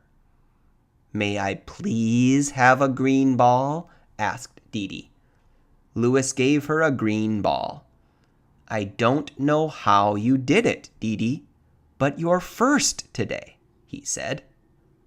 When Mrs. Jewls found out that Dee Dee and Todd had tricked her, she sent Todd home early on the kindergarten bus. Dee Dee threw the green ball on the ground. It bounced 50 feet straight up in the air, and then she caught it. "You don't like me, do you?" she asked Louis. "Sure I do," said Louis. "No, you don't," said Dee Dee. "Yes, I like you," said Louis. "No, you don't," Dee Dee insisted. "Yes, I like you. I really do," said Louis. "Are you sure?" asked Dee Dee. "Yes," said Louis. "Don't you believe me?" "I guess so," said Dee Dee. "Do you like me?" asked Louis. "You bet," said Dee Dee. "You're my best friend." "Terrific," said Louis. "I always wanted to be best friends with a dead rat." Chapter 16. DJ. DJ skipped up the 30 flights of stairs to Mrs. Jewls' room. He was grinning from ear to ear, from nose to chin, from here to there, and back again. "Hey, DJ," Todd shouted. "Glad to see you." Todd was a pushover for smiling faces. Mrs. Jewls heard him. She began to write Todd's name on the board under discipline, but when she saw DJ's smile, she put down the chalk. "Good morning, DJ," she said. "What are you so happy about?" DJ grinned and shrugged his shoulders. Mrs. Jewls smiled. Damian looked at the smile on Mrs. Jewls' face, then at Todd's, and finally at DJ's. Then Damian smiled too. His smile was almost as big as DJ's. They were best friends. Once they saw the two of them smiling, the rest of the class couldn't help but smile. Rondi had a very cute one due to her 2 missing front teeth. Nobody had an ugly smile. Jason came to school late. He was very upset. But the first thing he saw was Damian's smile, and he felt a little bit better. Then he saw Rondi's toothless grin, and he even began to smile a little himself. But when he saw the piano on DJ's face, he fell, laughing, onto the floor. Everybody started to laugh, even Kathy, and she hardly ever laughed, except when someone hurt himself. The whole room seemed to be laughing, not just the people in it. The blackboard chuckled. The ceiling snickered. The desks were jumping up and down, and the chairs were slapping one another on the back. The floor was very ticklish. It laughed until the walls turned purple. The wastepaper basket started to sing, and all the pencils stood up and danced. Finally, things began to settle down. Mrs. Jewls wiped her eyes and said, "DJ, why don't you tell the class why you are so happy? At least let us know what we are laughing about." But DJ just kept on smiling. "Aw, come on, DJ," said Dee Dee. "Tell us." DJ didn't say a word. He couldn't. His mouth was stretched out of shape. "Let us guess," said Ron. "If we guess right, will you tell us?" DJ nodded his head. His smile began to hurt his ears. Everyone took one guess. "Have you been swimming? Is it your birthday? Are you in love? Did you get a green ball?" Nobody guessed right. At recess, DJ was still smiling. Louis, the yard teacher, called, "Hey, DJ, come here." They walked to the far corner of the playground where they were alone. "What's up, DJ?" Louis asked. DJ just smiled. "Come on, DJ, you can tell me. Why are you so happy?" DJ looked up at him. He said, "You need a reason to be sad. You don't need a reason to be happy." Chapter 17. John. John had light brown hair and a round head. He was Joe's best friend. John was one of the smartest boys in Mrs. Jewls' class. But he had one problem. He could only read words written upside down. Nobody ever wrote anything upside down. But it was only a little problem. John was still in the high reading group. He just turned his book upside down. It was easier for John to turn his book upside down than to learn to read correctly. But the easiest way isn't always the best way.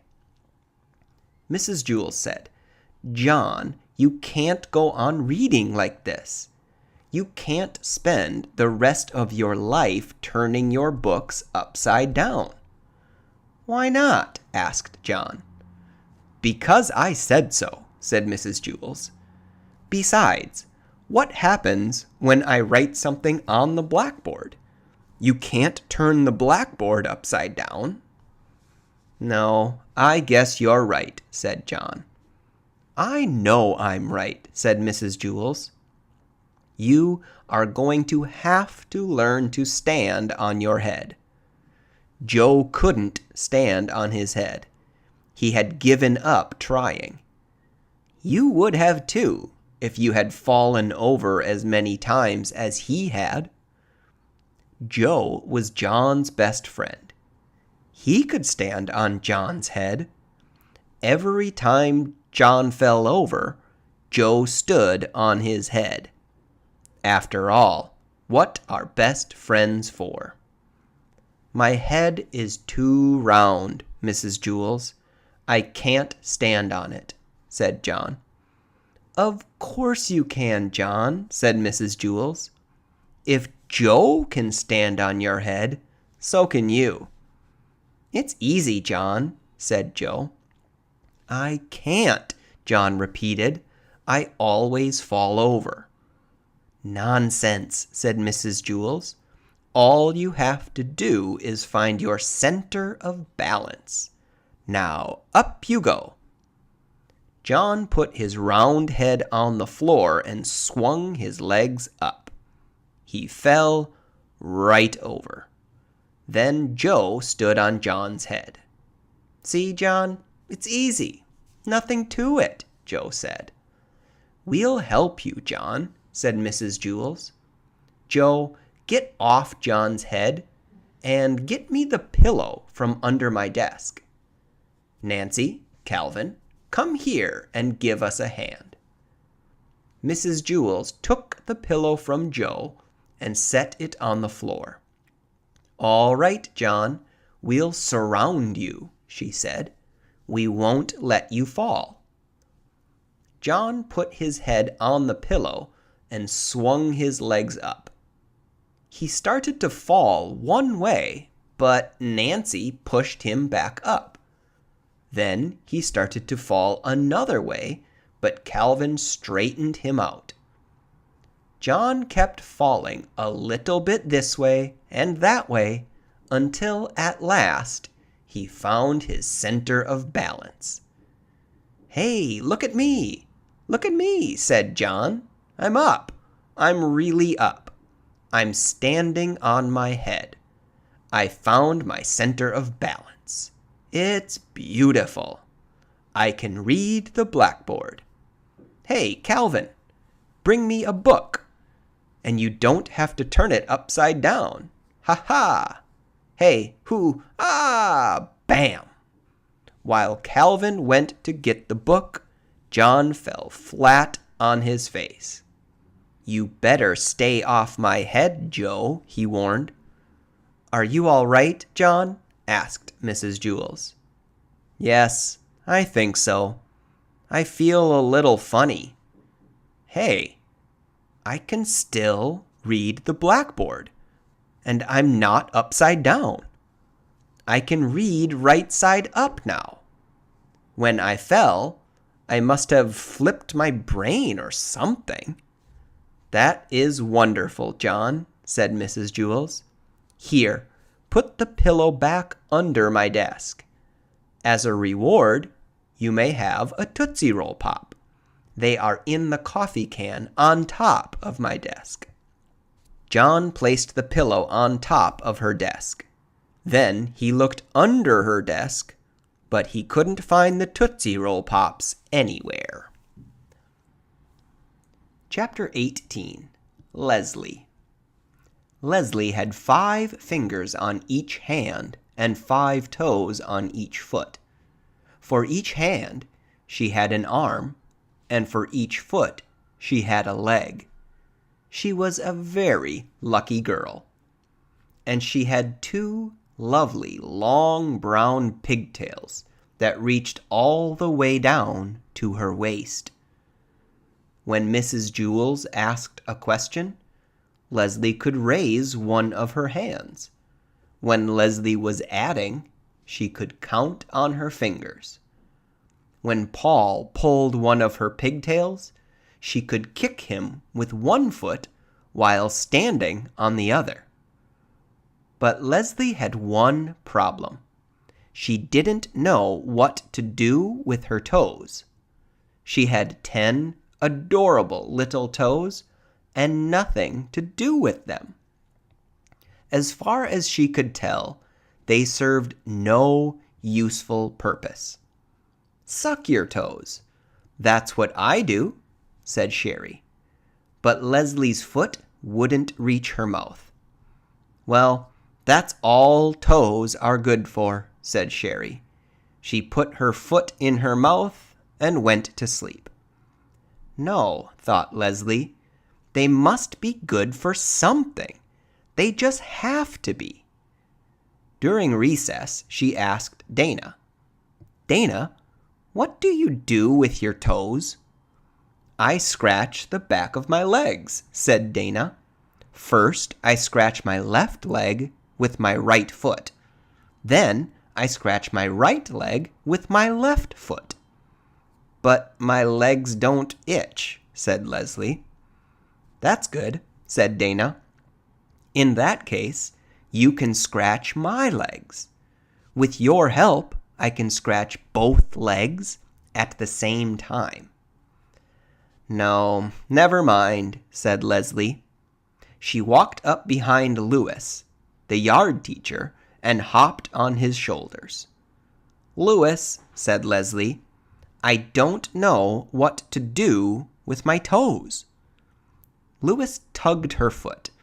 Yes, that is a serious problem, he said. But I'll tell you what I'll do. I'll take them off your hands for you, or rather, your feet. Just cut them off and give them to me. What? Asked Leslie. You don't want them, so I'll take them, said Louis. You won't have to worry about them ever again. No, said Leslie. I'll give them to Miss Mush, said Louis. She can make little hot dogs out of them. Miss Mush was the lunch teacher. No, I'm not going to give my toes away, said Leslie. All right, said Louis. I'll give you a nickel apiece for them. No, you can't have them, said Leslie. Why not? Louis asked. They're no good to you anyhow. And think of all you can buy for 50 cents. The bell rang. I'll think it over, said Leslie. She ran back to class. Mrs. Jewls, said Leslie, I don't see any reason for keeping my toes. Oh, Leslie, I'm sure there are lots of good reasons, said Mrs. Jewls. Well, I can't think of any. My legs don't itch, and I can't get my foot in my mouth. Louis offered me a nickel apiece for them, and it seems to me like a good deal. But I wanted to check with you first. I think Louis was pulling your leg, said Mrs. Jewls. No, said Leslie. He was pulling my toes. What would he want with your toes? Asked Mrs. Jewls. I don't know, said Leslie, but if he's willing to give me 5 cents apiece for them, then I'm going to take him up on it. That's 50 cents. At lunch, Leslie walked up to Louis. Okay, Louis, she said. You can have my toes for a nickel apiece. That will be 50 cents. Not so fast, said Louis. Let me look at them first. Leslie took off her shoes. Yes, said Louis. The big ones are good, and the ones next to them. But the most I'll give you for the rest of your toes is 3 cents each. Leslie was furious. 3 cents each? You told me 5 at recess. I'll give you 5 cents for the big ones, but just look at that scrawny little runt of a toe on the end there.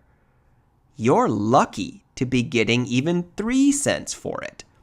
I think you're getting a darn good deal. I happen to like that toe, said Leslie. Fine, then, said Louis. Keep it. I'll just take the 2 big toes, and we'll call it square. He reached in his pocket and pulled out a dime. Nothing doing, said Leslie. These toes are sold as a set. It's either all 10 for 50 cents or no deal. What am I going to do with just 8 toes? Then forget it, said Louis. I'm not going to give you a nickel for those scrawny little end toes. Fine, said Leslie, no deal. My toes will still be here if you change your mind. She turned and walked toward the hopscotch area. Wait a second, Louis called. I'll give you $1 each for your pigtails." Leslie turned around and looked at him with fiery eyes. "Cut my hair!" she exclaimed. "Are you crazy?" Chapter 19. Miss Zarves. There is no Miss Zarves. There is no 19th story. Sorry. Chapter 20. Kathy. Kathy doesn't like you. She doesn't know you, but she still doesn't like you. She thinks you are stupid. In fact, she thinks you are the stupidest person she doesn't know. What do you think of that? She also thinks you're ugly. As a matter of fact, she thinks you are the ugliest person she doesn't know. And she doesn't know a lot of people. She doesn't like the people she knows either.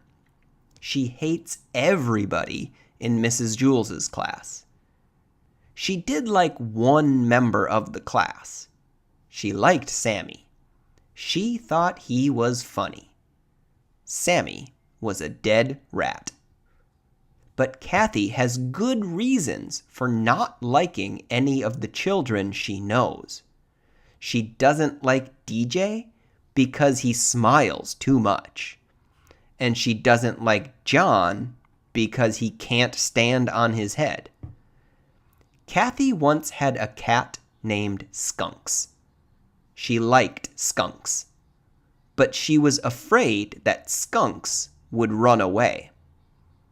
"You have nothing to worry about, Kathy," said Mrs. Jewls. "Skunks won't run away. Just be nice to him and feed him and pet him, and he won't run away. He may go out and play, but he'll always come back." "No, you're wrong, Mrs. Jewls," said Kathy. "What do you know? He'll run away."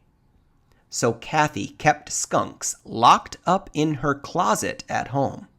She never let him out and sometimes even forgot to feed him. One day, while Kathy was looking for her other shoe, Skunks ran out of the closet and never came back. "You said he would come back, Mrs. Jewls," said Kathy. "He never came back. You were wrong. I was right." That was why Kathy didn't like Mrs. Jewls.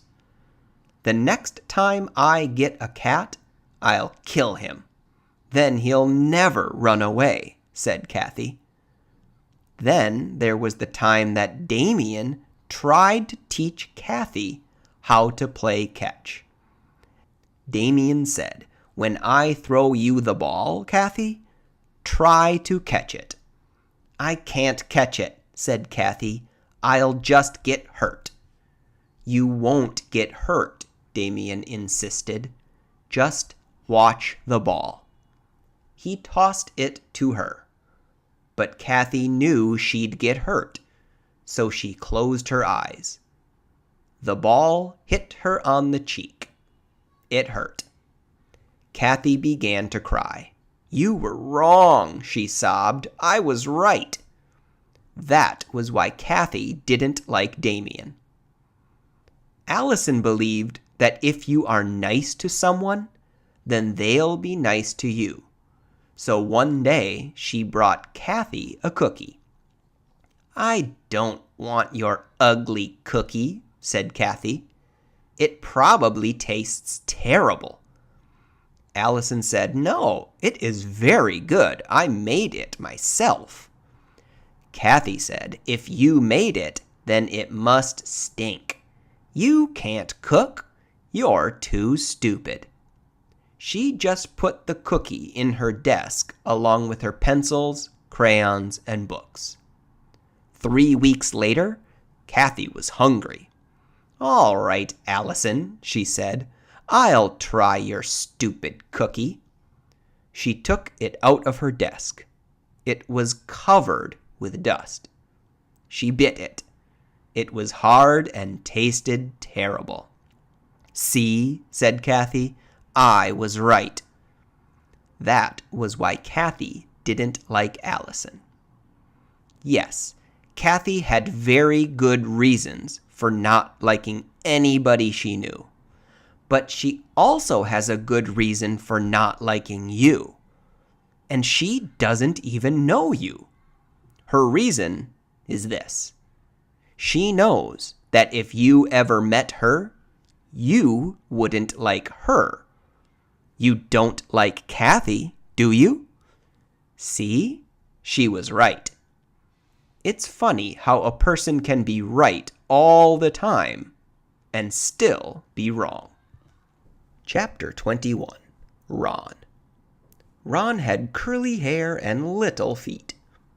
"I want to play kickball," he said. "You can't play," said Terrence. "Get out of here," said Dede. "Scram," said Jason.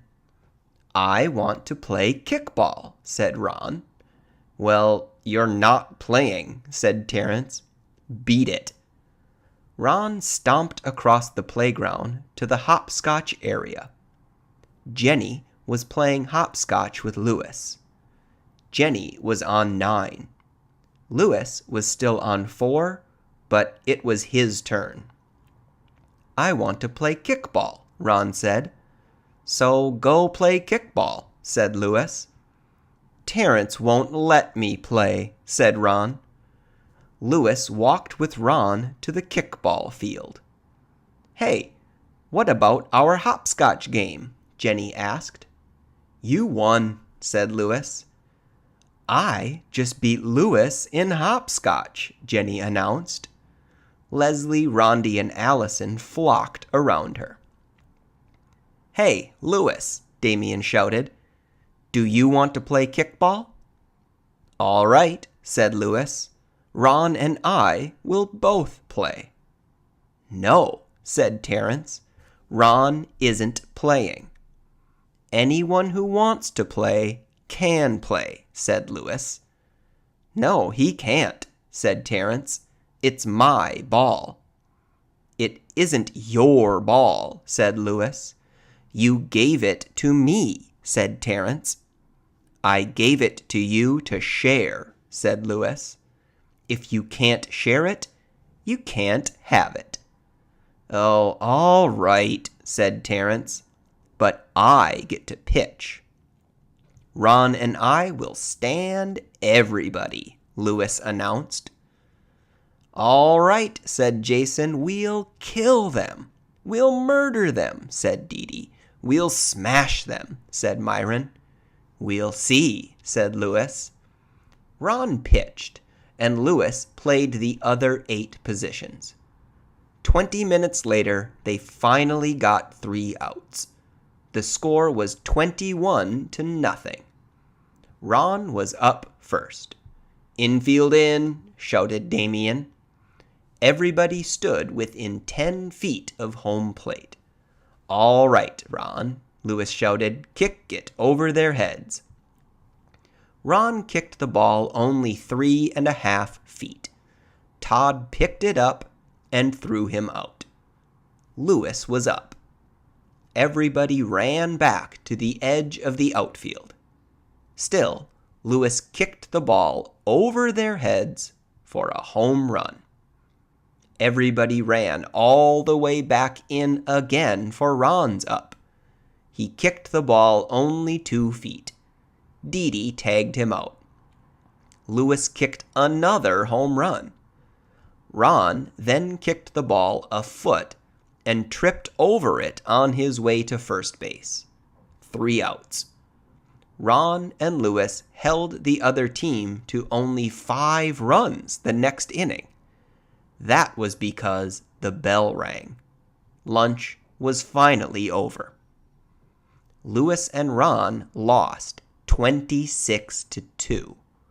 Ron had had a wonderful time. The next day, Ron said, "I want to play kickball." "You can't play," said Terrence. "Get out of here," said Jason. "Scram," said Dede. I want to play kickball, Ron told Louis. Louis walked with him to the kickball field. Ron and I will stand all of you. Everybody liked the teams. Ron pitched while Louis played the other 8 positions. They lost 57-2. After the game, Louis took Ron aside. "Listen, Ron," he said, "why do you always want to play kickball? You can't kick, you can't field, you can't even run to first base. You just get smashed every game." "Hey, now, wait a second," said Ron. "Don't go blaming it all on me. You're half the team too, you know." And with that, he punched Louis in the stomach. And he punched a heck of a lot harder than he kicked. Chapter 22. The 3 Erics. In Mrs. Jewls' class, there were 3 children named Eric. Eric Fry, Eric Bacon, and Eric Ovens. They were known throughout the school for being fat. Eric Fry sat at this end of the room. Eric Bacon sat in the middle of the room. And Eric Ovens sat at that end of the room. There was a joke around Wayside School that if all 3 Erics were ever at the same end of the room at the same time, the whole school would tip over. Eric Bacon hated jokes like that. That's not surprising. After all, he wasn't even fat. In fact, he was the skinniest kid in Mrs. Jewls' class. But nobody seemed to notice.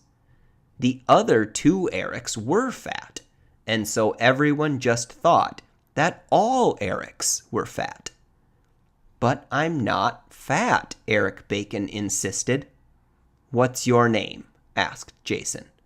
"Eric," said Eric Bacon. "Then you're fat," Jason concluded. And pretty soon, skinny little Eric Bacon, the skinniest kid in Mrs. Jewls' class, had the nickname Fatso.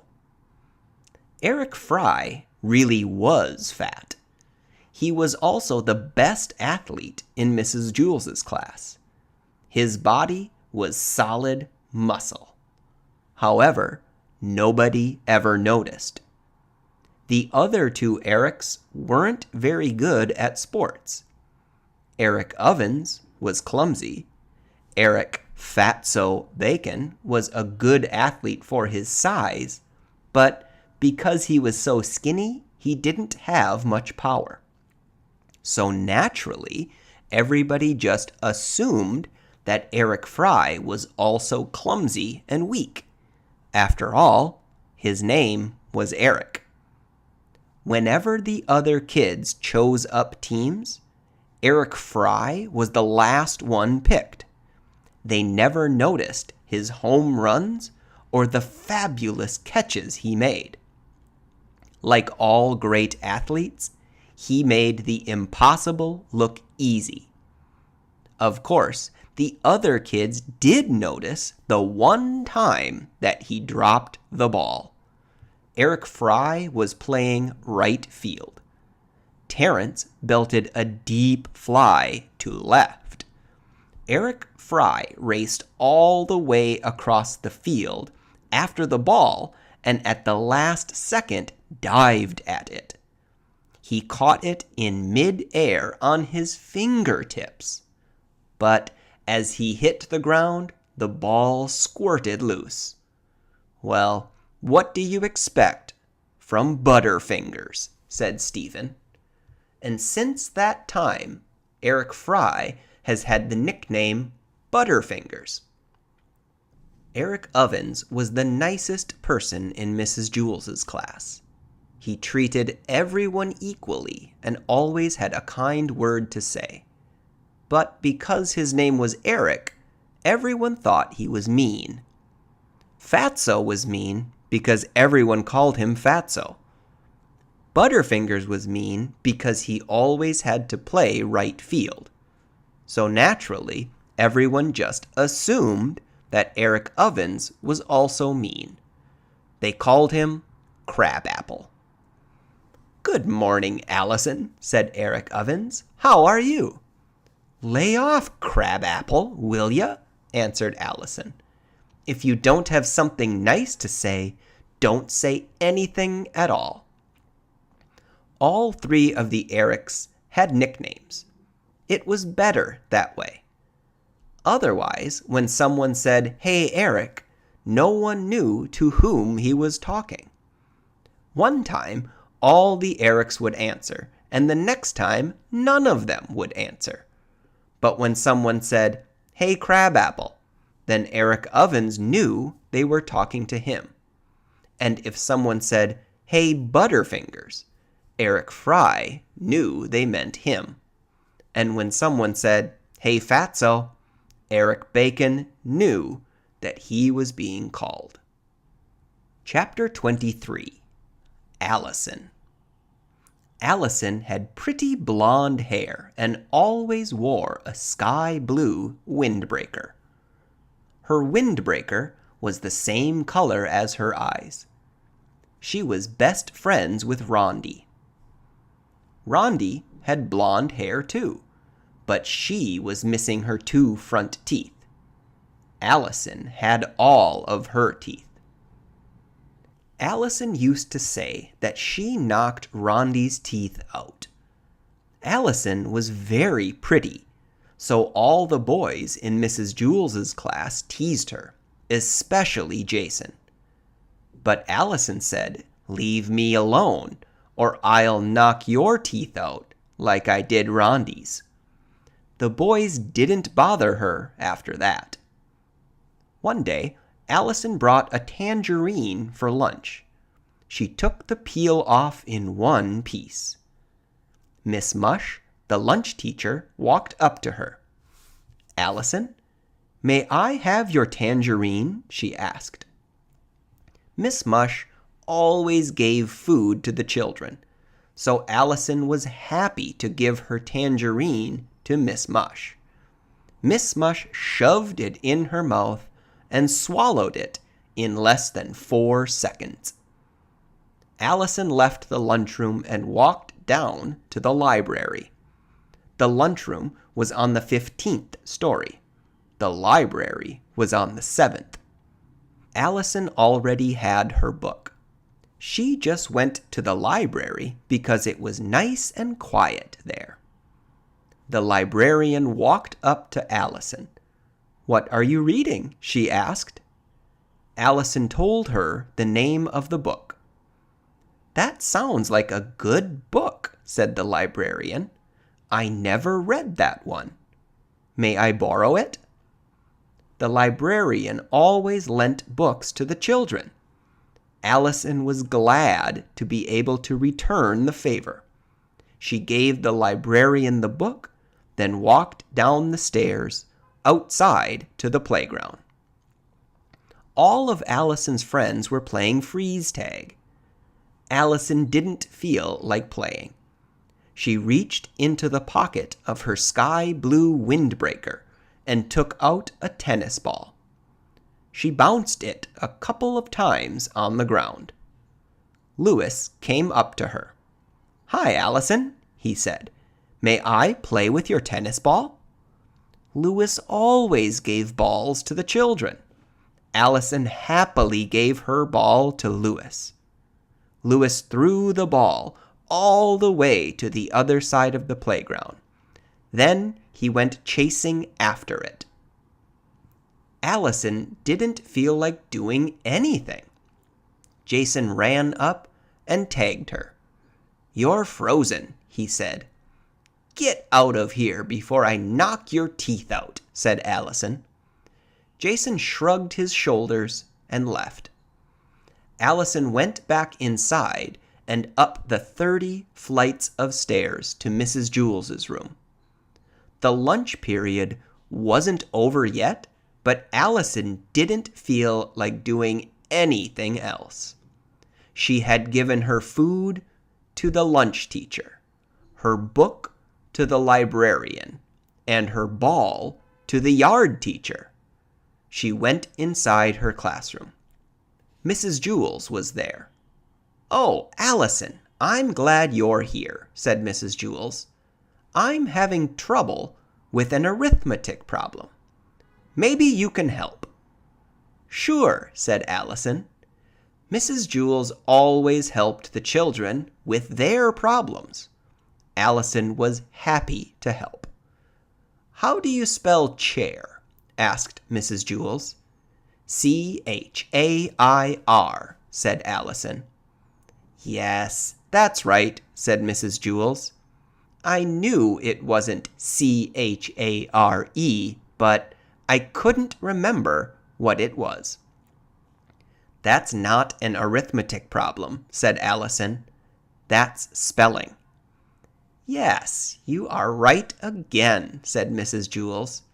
"I always get the two mixed up." The bell rang. The lunch period was over. Allison could hear the other children running up the stairs.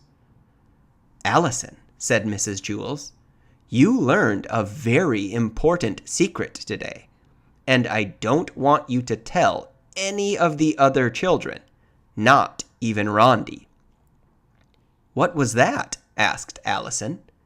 She didn't even know she had learned a secret. She loved secrets. "You learned that children are really smarter than their teachers," said Mrs. Jewls. "Oh, that's no secret," said Allison. "Everybody knows that." Chapter 24. Damian. Damian had hazel eyes with a little black dot in the middle of each of them. The dots were called pupils. So was Damian. He was a pupil in Mrs. Jewls's class. Mrs. Jewls was about to show the class a movie. She turned out the lights. When it was dark, Damian's pupils got bigger. "Damian," said Mrs. Jewls, "run downstairs and ask Louis if he'd like to see the movie with us." Damian ran down the 30 flights of stairs to the playground. He stepped outside as Louis was hooking up a tetherball. "Hey, Louis," Damian called. "Do you want to see a movie in Mrs. Jewls's class?" Louis rubbed his chin. "What movie?" he asked. Damian shrugged his shoulders. "I don't know," he said. "I'll be right back." Damian ran all the way back up the stairs to the 30th story. "Louis wants to know what movie," said Damian. "Does he want to know the name of the movie or what the movie is about?" asked Mrs. Jewls. "I don't know," said Damian. "I'll ask him." Damian raced back down the stairs and out to the playground. "Louis, do you want to know the name of the movie or what the movie is about?" he asked. "The name," said Louis. "Okay," said Damian. Damian hurried back up the 30 flights of stairs. He took the steps 2 at a time. "He wants to know the name," said Damian. "Turtles," said Mrs. Jewls. Damian turned around, took a deep breath, then ran back down the stairs. "Turtles," Damian told Louis. "Hey, that might be good," said Louis. "What's it about?" "I'm not sure," said Damian. "I'll find out." Damian raced back up the stairs. But first, he stopped to take a drink of water. "What's it about, Mrs. Jewls?" asked Damian. "Turtles," said Mrs. Jewls. Damian rushed back down the stairs to tell Louis. "Turtles," said Damian. "No, thanks," said Louis. "I don't like turtles. They are too slow." Damian lowered his head and slowly walked up the 30 flights of stairs. His legs were sore, he could hardly breathe, and his side ached. By the time he got to Mrs. Jewls' class, the movie was over. "All right, class," said Mrs. Jewls. "I want everybody to take out a piece of paper and a pencil and write something about turtles." Damian had missed the movie, but he still could have written something about turtles. Turtles are too slow. But now he couldn't find his pencil. It just wasn't his day. "What's the matter, Damian?" asked Mrs. Jewls. "I can't find my pencil," said Damian. "Class, Damian's pencil is missing," Mrs. Jewls announced. "What did it look like, Damian?" she asked. "It was long and yellow," said Damian. "It had a black point at one end and a red eraser at the other." "I found it," said Todd. "Here, by the blackboard." "Yes, that's it," said Damian. "No, there it is, in the corner, by the wastebasket," said Crabapple. "Maybe that's it," said Damian. "Here it is," said John. "It's been in my desk the whole time." "No, here it is in my hand," said Joe. "I found it," said Rondi. "Here it is," said Allison. "I have it," laughed DJ. "I found it," said Myron. "Which one is yours, Damian?" asked Mrs. Jewls. Damian studied each pencil. "They all look like mine," he said. Fortunately, at that moment, Louis walked into the classroom. He handed Damian a pencil. "You dropped this when you were telling me about the movie," said Louis. "Thanks," said Damian. "Okay, class," said Mrs. Jewls. "So that we have no more mix-ups, I want everybody to write his name on his pencil." Damian spent the rest of the day trying to write his name on his pencil. Damian's pencil couldn't write on itself. It was just like his beautiful hazel eyes with the black dots in the middle. They could see everything except themselves. Chapter 25. Jenny. Jenny came to school on the back of her father's motorcycle. She was late.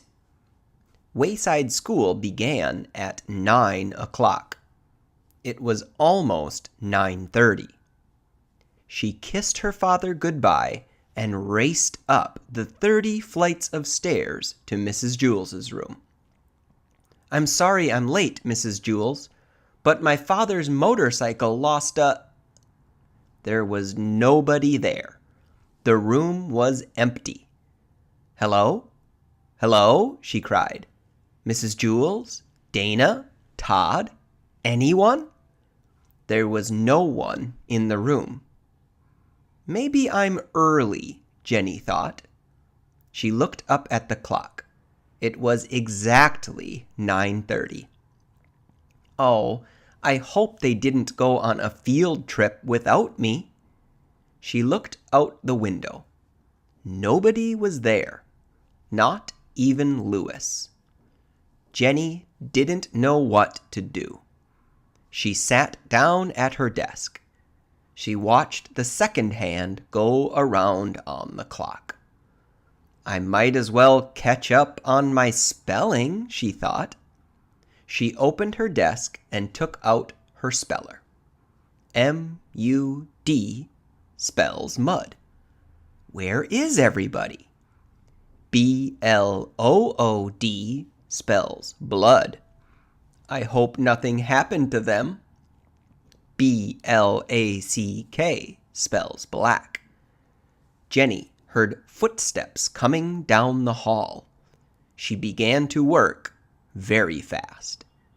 H-A-C-K spells hack. S-M-A-C-K spells smack. Someone opened the door. Jenny turned around. Hack, she gasped. He was a man Jenny had never seen before. He had a black mustache and a matching attaché case.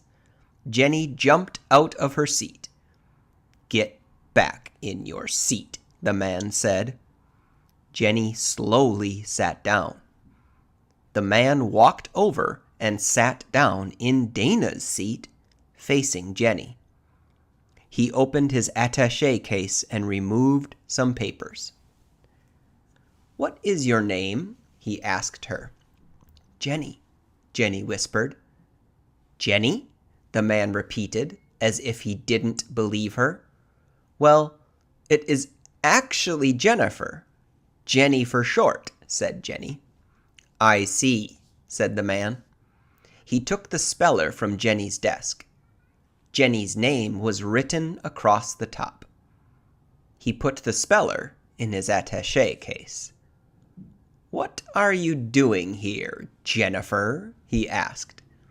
This is my classroom, said Jenny. Are you sure? The man asked. Yes, I think so. I mean, where is the rest of your class? The man asked. I don't know, said Jenny. Maybe they went on a field trip. No, said the man. They didn't go on a field trip. Well, I don't know where they are, Jenny cried. I was half an hour late today, and when I got here, everybody was gone. Really? Did something happen to them? The man didn't answer her. He wrote something on a piece of paper. Tell me something, Jennifer. When you came to school today and saw that nobody was here, weren't you somewhat puzzled? Yes. Yes, said Jenny. What happened to them? If you are really so concerned and so puzzled, said the man, why did you work on spelling? I don't know, said Jenny. It would seem to me, the man said, that if a child came to school and nobody was there, she might play games, or walk around, or go home, but certainly not work on spelling. Jenny started to cry. I didn't know what to do. I was late and had to ride on a motorcycle and nobody was here, and now you are asking me all kinds of questions, and I'm afraid of what has happened to Dana and Mrs. Jewls and Rondi and Allison. The man didn't understand a word she said. Jenny heard more footsteps. The man got up and opened the door. 2 more men came in. One had a black mustache, like the first man. The other man was bald. Jenny was frightened by them. Does she know? Asked the newcomer with the mustache. She claims she knows nothing, the first man answered.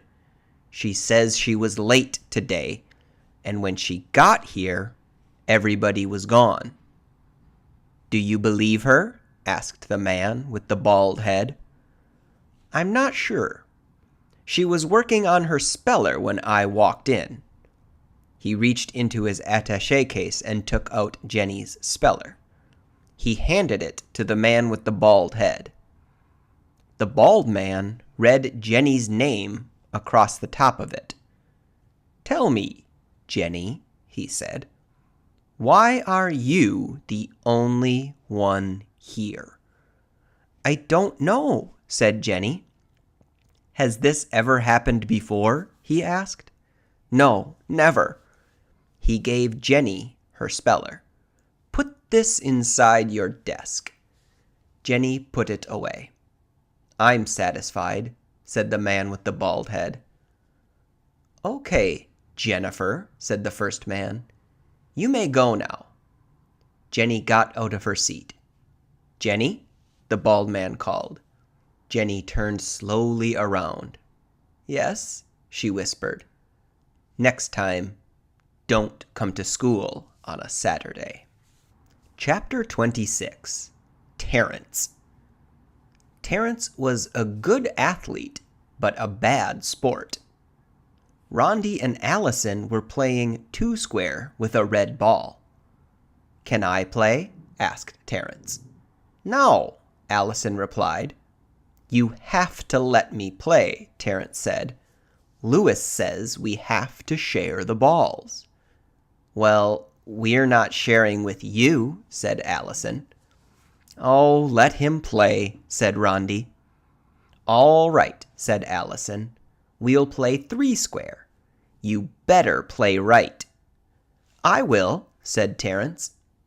Allison bounced the ball to Rondi. Rondi bounced it over to Terrence. Terrence caught it and kicked it over the fence.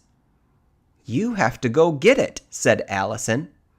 "Shut up, Dixie Cup," Terrence answered. Rondi ran and told Louis. DJ and Damian were playing basketball. "Uh-oh, here comes Terrence," said Damian. "Hey, let me play," said Terrence. "Get lost, Terrence," said Damian. "You have to share the balls. Louis says so," said Terrence.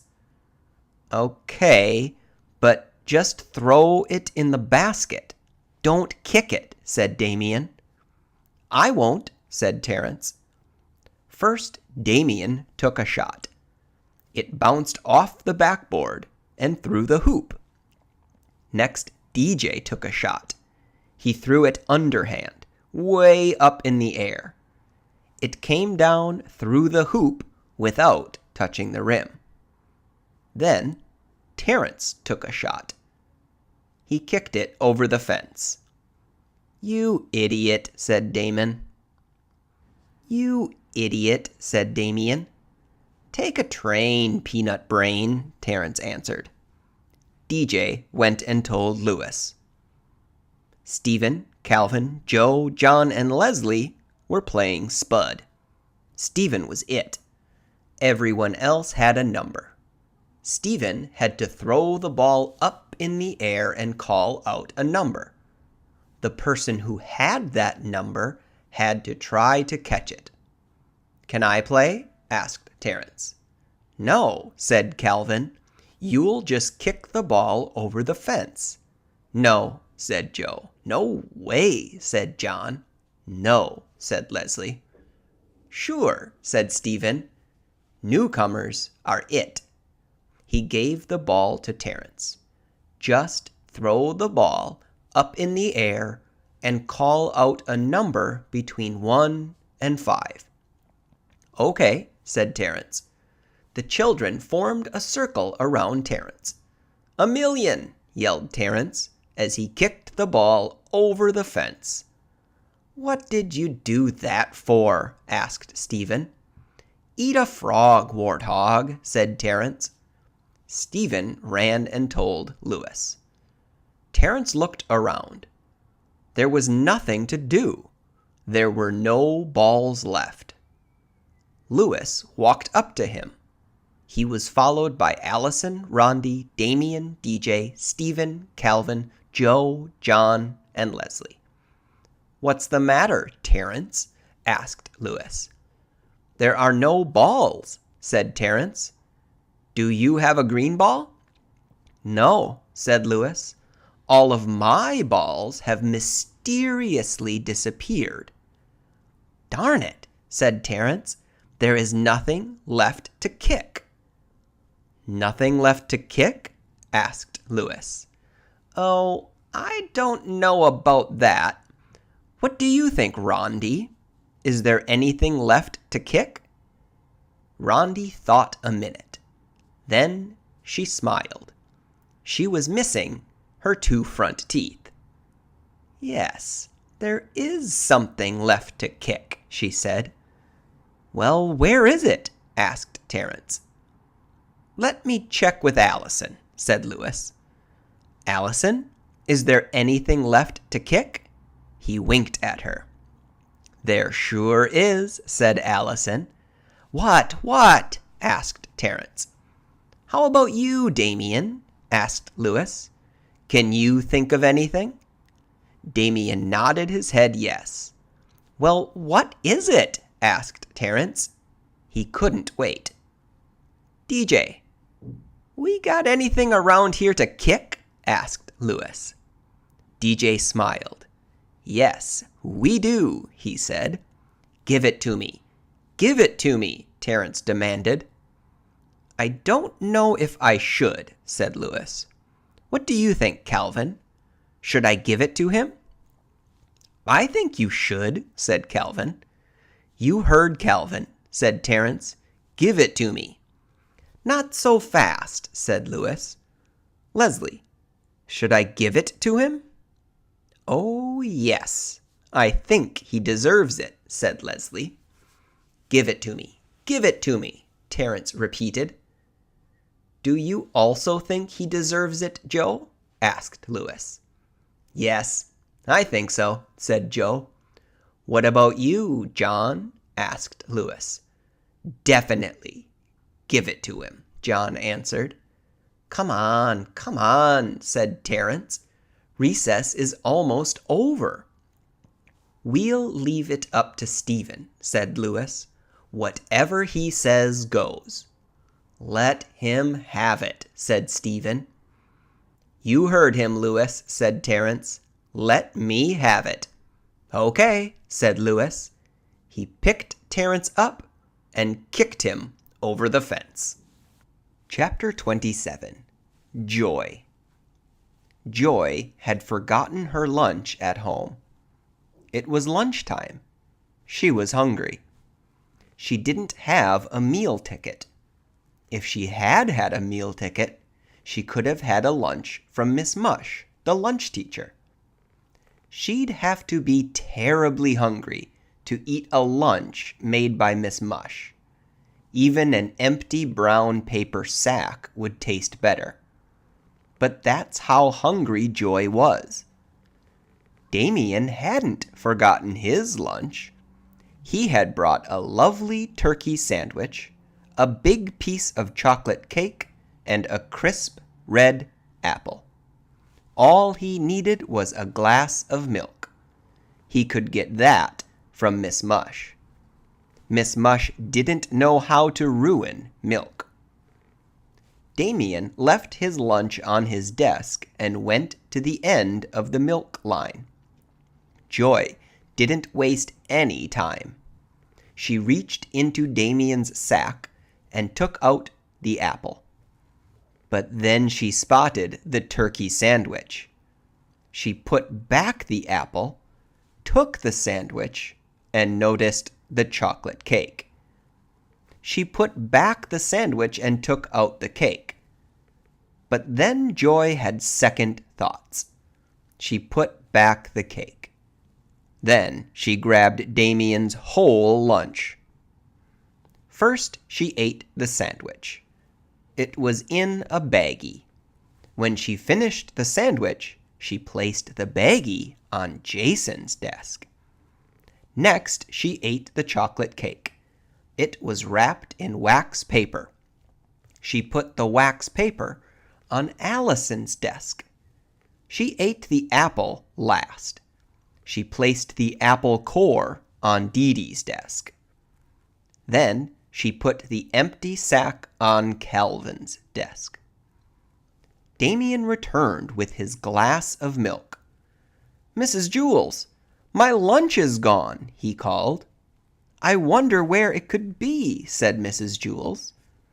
"Calvin took it," said Joy. "There's the empty sack on his desk." "Good work, Joy," said Mrs. Jewls. "Calvin, I'm ashamed of you." She wrote Calvin's name on the blackboard under the word discipline. "Look, the baggie from Damian's turkey sandwich is on Jason's desk," Joy called. "Very good, Joy," said Mrs. Jewls. But how did you know that Damian had a turkey sandwich? I'm just smart, said Joy. Mrs. Jewls wrote Jason's name on the blackboard under Calvin's. And there's the wax paper from the delicious chocolate cake on Allison's desk, Joy announced. Joy had chocolate all around her lips. Allison stood firm. She looked into Mrs. Jewls' eyes. I didn't eat his cake, she said. The evidence is there on your desk, said Mrs. Jewls. Joy spotted it. She wrote Allison's name under Jason's. Damian's apple core is on Dee Dee's desk, said Joy. Very good, Joy, said Mrs. Jewls. She wrote Dee Dee's name under Allison's. Damian, I think you ought to thank Joy, said Mrs. Jewls. She solved the mystery. Thank you, Joy, said Damian. Just then, Louis, the yard teacher, walked in. I have your lunch, Joy, he said. Your mother brought it. You left it at home. You mean you didn't have a lunch? Asked Mrs. Jewls. You must be very hungry. No, said Joy, not really. Since Damian didn't get to eat, he can have it. Thanks a lot, said Damian. You are the greatest. He ate Joy's lunch, an old bologna sandwich and a dried-up carrot. Joy, for being such a good detective and for being so generous with your lunch, you may help yourself to a Tootsie Roll Pop, said Mrs. Jewls. They are in the coffee can on top of my desk. Joy took one. Then, when Mrs. Jewls wasn't looking, she took another. Calvin, Jason, Allison, and Dee Dee had their names on the blackboard under the word discipline. But they were good the rest of the day, so at 2 o'clock, Mrs. Jewls erased them. They forgot all about the whole thing.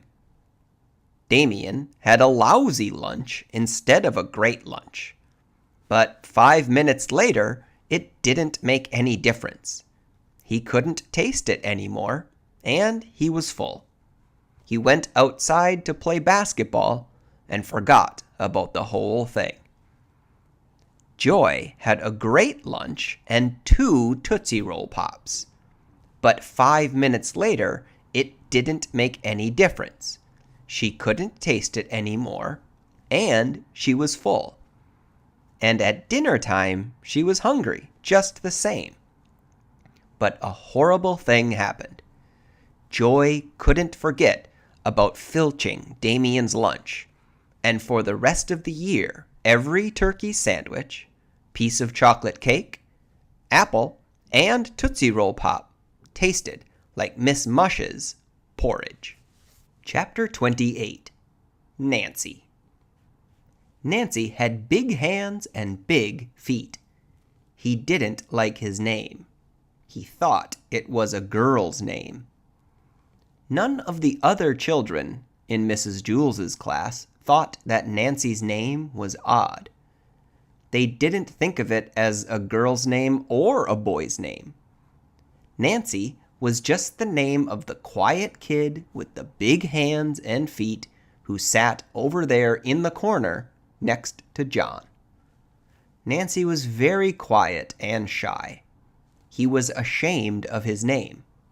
He had only one friend, a girl who went to class on the 23rd story of Wayside School. They were friends for a good reason. He didn't know her name, and she didn't know his. They just called each other, "Hey, you," or just plain "you." Nancy was afraid to ask his friend what her name was, because then he might have to tell her his name. He never could figure out why she never asked.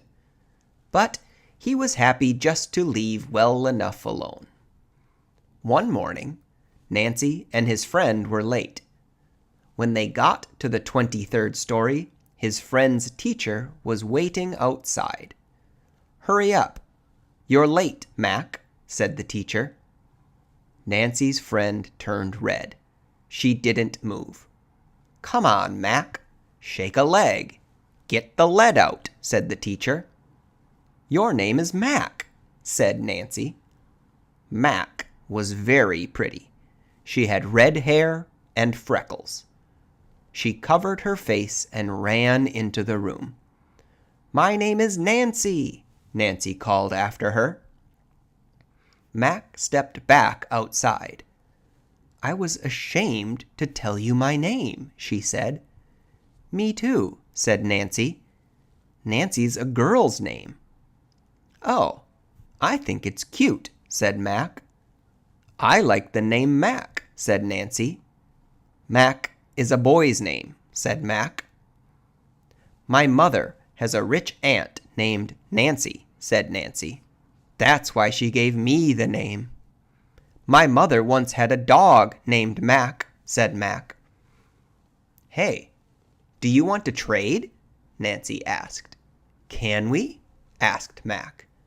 "I don't see why not," said Nancy. "Okay," said Mac. They both spun around 100 times in opposite directions until they were so dizzy that they fell over. When they stood up, Mac was Nancy and Nancy was Mac. They said goodbye. Then Mac raced up to Mrs. Jewls' room. He was no longer shy. "Hi, everybody. My name's Mac," he announced. "I traded names." He held out his big hand. Todd jumped up and shook it. "Hi, Mac," he said. "Glad to meet you." "How you doin', Mac?" said Ron. "Howdy, Mac," said Terrence. "Nice to see you, Mac," said Bebe.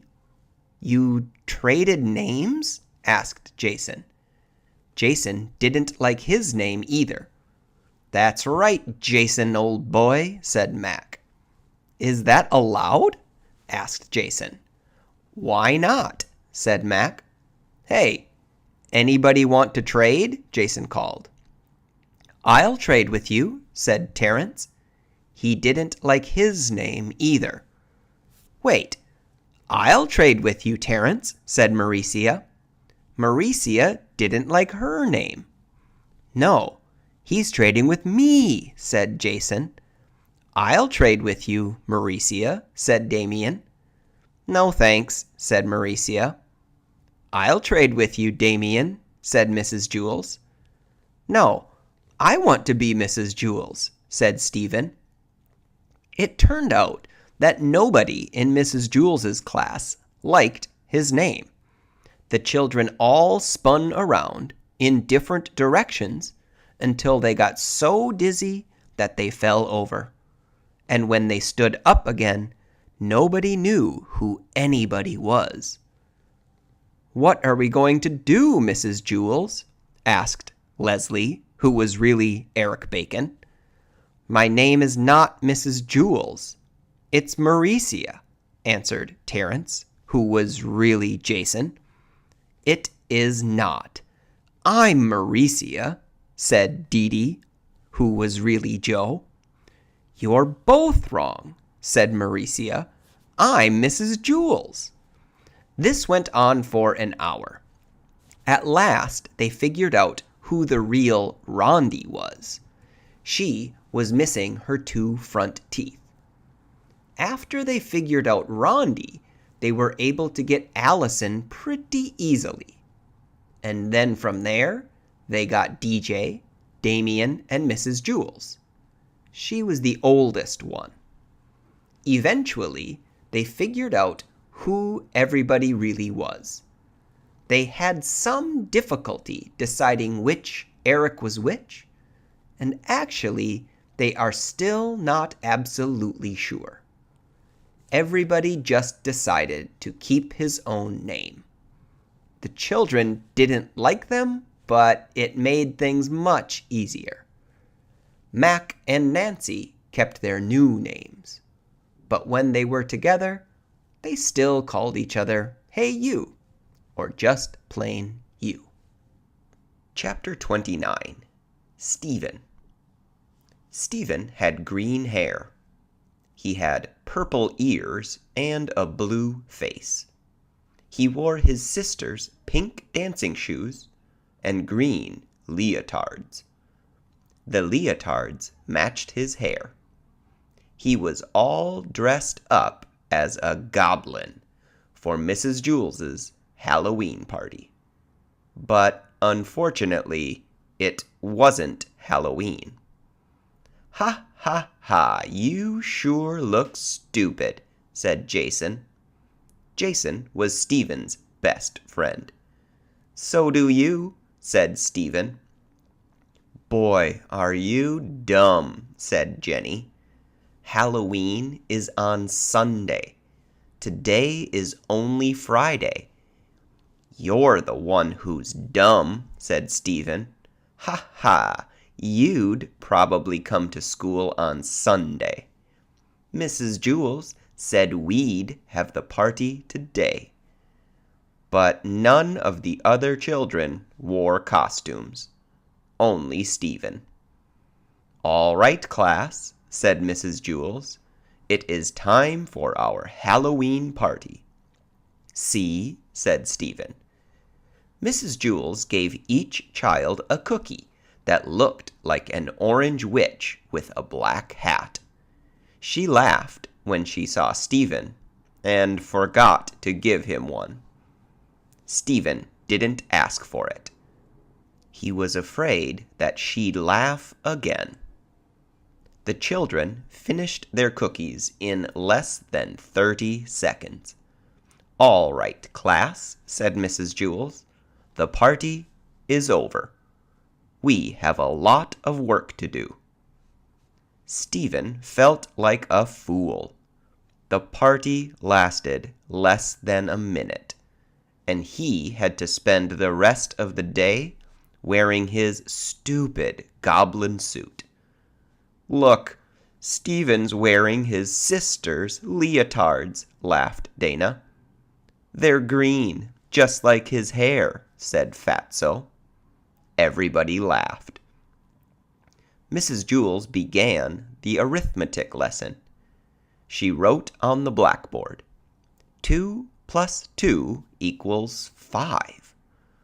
"That's wrong," Joy shouted. Mrs. Jewls tried again. 2 plus 2 equals 3. That wasn't right either. She added 2 and 2 again and got 43. It was useless. No matter how hard she tried, she could not get 2 plus 2 to equal 4. "I don't understand it," she said. "They've always equaled 4 before." Suddenly, she screamed. The chalk turned into a squiggling worm. She dropped it on her foot. Then all the lights went out, and the blackboard lit up like a movie screen. A woman appeared on the screen. She had a long tongue and pointed ears. She stepped off the screen and into the classroom. It was the ghost of Mrs. Gorf. Mrs. Gorf ran her fingernails across the blackboard. "Trick or treat, you rotten kids," she said. "Now I'll get even with every last one of you. Where's Todd?" "Who is that?" asked Mrs. Jewls. "Mrs. Gorf," said Damian. "Who's Mrs. Gorf?" asked Mrs. Jewls. "She was the meanest teacher we ever had," said Rondi. "What happened to her?" asked Mrs. Jewls. "Louis ate her," said Jason. "Well, I'm not going to allow this," said Mrs. Jewls. "Get out of my classroom," she demanded. "It's Halloween, sweet teacher," said Mrs. Gorf. "Ghosts can go anywhere they like. I've come for a little class reunion." "But it isn't Halloween," said Mrs. Jewls. "Halloween is still 2 days away."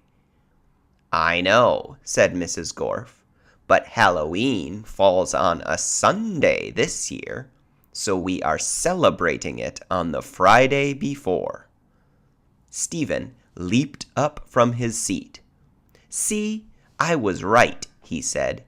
"Today is the day we celebrate it, the Friday before. Mrs. Gorf proved it." He ran up to Mrs. Gorf. "They all laughed at me and made me feel stupid because I was the only one who got dressed up. But they were the ones who were wrong. You and I are right." He put his arms around Mrs. Gorf and hugged her. Mrs. Gorf gasped and disappeared. The lights came back on.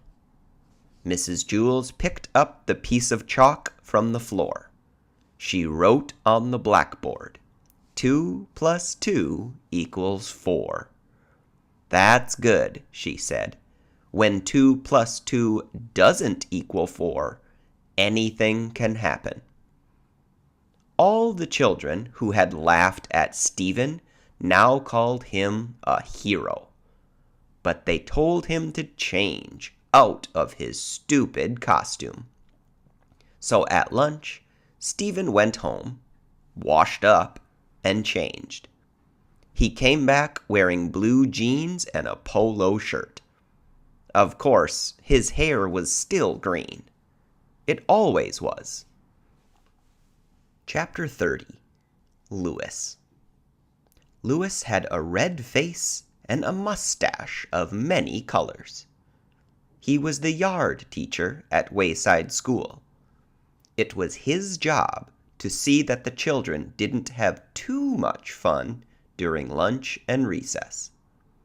If you haven't already guessed, he is the one who wrote this book. On June 10th, there was a blizzard. Louis was afraid that the children would have too much fun, so nobody was allowed outside. "Class," said Mrs. Jewls, "after you finish your lunch today, come back up to the classroom. You are not allowed outside." The children all went to the lunchroom. Miss Mush had made tuna surprise. They looked at it, then hurried back up the stairs. There was nothing to do. "Now, class," said Mrs. Jewls, "I know that you are all bored, but I have a special surprise for you." "I hope it's better than the tuna surprise," said Maurecia. Mrs. Jewls continued, "Louis is going to come up and entertain us. He will tell us a story. Now, I want you all to be on your best behavior." When Louis walked in, all the children booed. "Are you going to tell us a story?" asked Bebe. "Yes," said Louis. "Well, it better be good," Bebe warned.